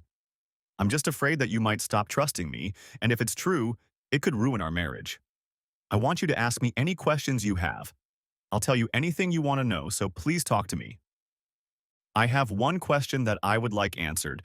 It's very important, so I need to know the truth, I said. Nikki turned to me. Whatever you ask me, I promise to tell you the truth, he said. Okay. Nikki, Nikki started shaking her head, not waiting for me to finish my question. Were you the one who broke the beer glass? I asked. Nikki was still shaking her head when I finished the question. No. Wait. What? Yes, I did. I broke it, she said. That's the kind of question I wasn't expecting. Obviously. Do you want to know why I broke it? Asked Nikki. No, I already know, I replied. Nikki looked at me with a question in her eyes. Nikki, I love you, and I trust you completely. I now know everything I need to know to move on with my life. This topic doesn't need any further discussion, at least not until we get home next week. I just want to spend the next few days enjoying being together again, I said, as I reached out and took Nikki's hand in mine. The rest of the way to Charlie's house, Nikki was smiling. When we got to the house, I quickly looked around to see if there was any evidence that Parker had broken into the house the night I left Vegas. I found no evidence that Parker had been there. I began to wonder if he saw me leave that night. He knew what I looked like and could recognize me as we passed each other. As we walked into the house, Nikki looked around and said, "This is much better than staying in one of the hotels on the strip." While Nikki looked around the house, I got 2 cold Heinekens out of the refrigerator. Nikki was in the master bedroom looking out at the pool in the backyard when I handed her the beers. We spent the rest of the day lounging by the pool, and in the evening, Nikki made dinner from the groceries I had bought the previous weekend. It was just spaghetti with ragu sauce and a bottle of red wine, but we had a romantic dinner. Epilogue. I think many of you readers are wondering how I was able to trust Nikki completely again. Did I ignore all the negative possibilities? No. Let me explain. After the IAB investigators left the house on Friday, you may recall that I decided to put something stronger in my coffee. When I went to the pantry to get some bourbon, I happened to glance at the shelf where the flashlight was before I picked it up. Sure enough, the flashlight was no longer there, but in its place was a videotape of Nikki being interviewed at the police station. So along with the bourbon and coffee, I watched the rest of the tape. When I inserted the tape into the VCR and turned on playback, it started right after the last segment I remembered, so I rewound the tape back a little and turned on playback. Detective Harris said, "Was he trying to persuade you? You mean he was trying to seduce you?" "Yes, I guess so," Nikki said. "Did he have any reason to believe that you would agree to have sex with him?" asked Detective Harris. "He kept going on and on about what happened in Germany and that we should finish what we started that night." "Mrs. Anderson, Why don't you tell me about what happened between you and Mr. Parker in Germany? Nikki was quiet for a moment and then said, We went to Germany as chaperones for a German club. The club members were invited to visit Germany by a school in Munich. Our students stayed with the families of students from the host school. The 7 chaperones stayed at a local hotel.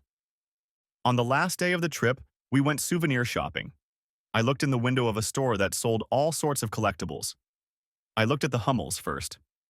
I've wanted to start collecting them for a long time, but they're very expensive. Next to the Hummels, I noticed a German beer mug. As soon as I saw it, I immediately knew it was something Eric would like.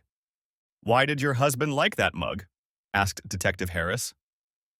Eric has a small collection of beer mugs and glasses, but nothing as beautiful as the one I was looking at in the window. Okay, go on then. I discerned the price tag on the mug and calculated that the price in dollars would be over $100. Just then, John came over and asked what I was looking at. I told him I liked the beer mug, but it was too expensive. After that, we collected the students and drove them back to the school where their hosts picked them up. In the evening, the chaperones were invited to dinner by some teachers from the host school. As I was getting ready to leave, John came into my room and said he had a gift for me and handed me an unwrapped box. Inside the box was a beer mug that I had been eyeing for a long time. I told John I couldn't accept such an expensive gift, but he insisted. He said it was a thank you for the help I'd given him when he was settling into our school. Part of me knew I shouldn't accept this gift, but part of me wanted to receive it because I knew Eric would like it. So I thanked John and we went to meet the other chaperones in the hotel lobby. We had dinner at a restaurant near the hotel, and then the host took us to a real beer hall. The Orchestra played there, and our host started teaching us how to dance some German folk dances. We had a great time, and I had too much to drink, so by the time we left to go back to the hotel, I was feeling pretty good. John held my hand as we walked, and I assumed he was just making sure I didn't trip on the cobblestone sidewalk. When we got back to the hotel, John walked me to my room, and when I opened the door, he pulled me to him and kissed me. It surprised me, and I'm afraid I didn't react. So he kissed me again, and for a moment I kissed him back, and then I realized what I was doing and pulled away from him. I told him that what he did was inappropriate, and I shouldn't have let him kiss me a second time. He said he wanted me, and that he knew I wanted him too. I told him he was wrong, and then I pushed him back out into the hallway and closed the door behind me. And that was the end of it? Did Mr. Parker leave you alone after that? Asked Detective Harris. Pretty much. The next day, John apologized for his behavior and blamed it on the fact that he'd had a lot to drink the night before. The rest of the time, he was on his best behavior. So you didn't have sex with Mr. Parker? No. I love my husband and have never cheated on him and never will. 7. When you got home, what did your husband say about the beer mug Mr. Parker gave you? I didn't tell Eric that John gave me the glass. I told him I bought it for him. I got excited when I saw how much Eric liked the statue, but then it hit me that I had just lied to Eric for the first time in our marriage, and I started crying. I almost told him the truth then, and now I wish I hadn't.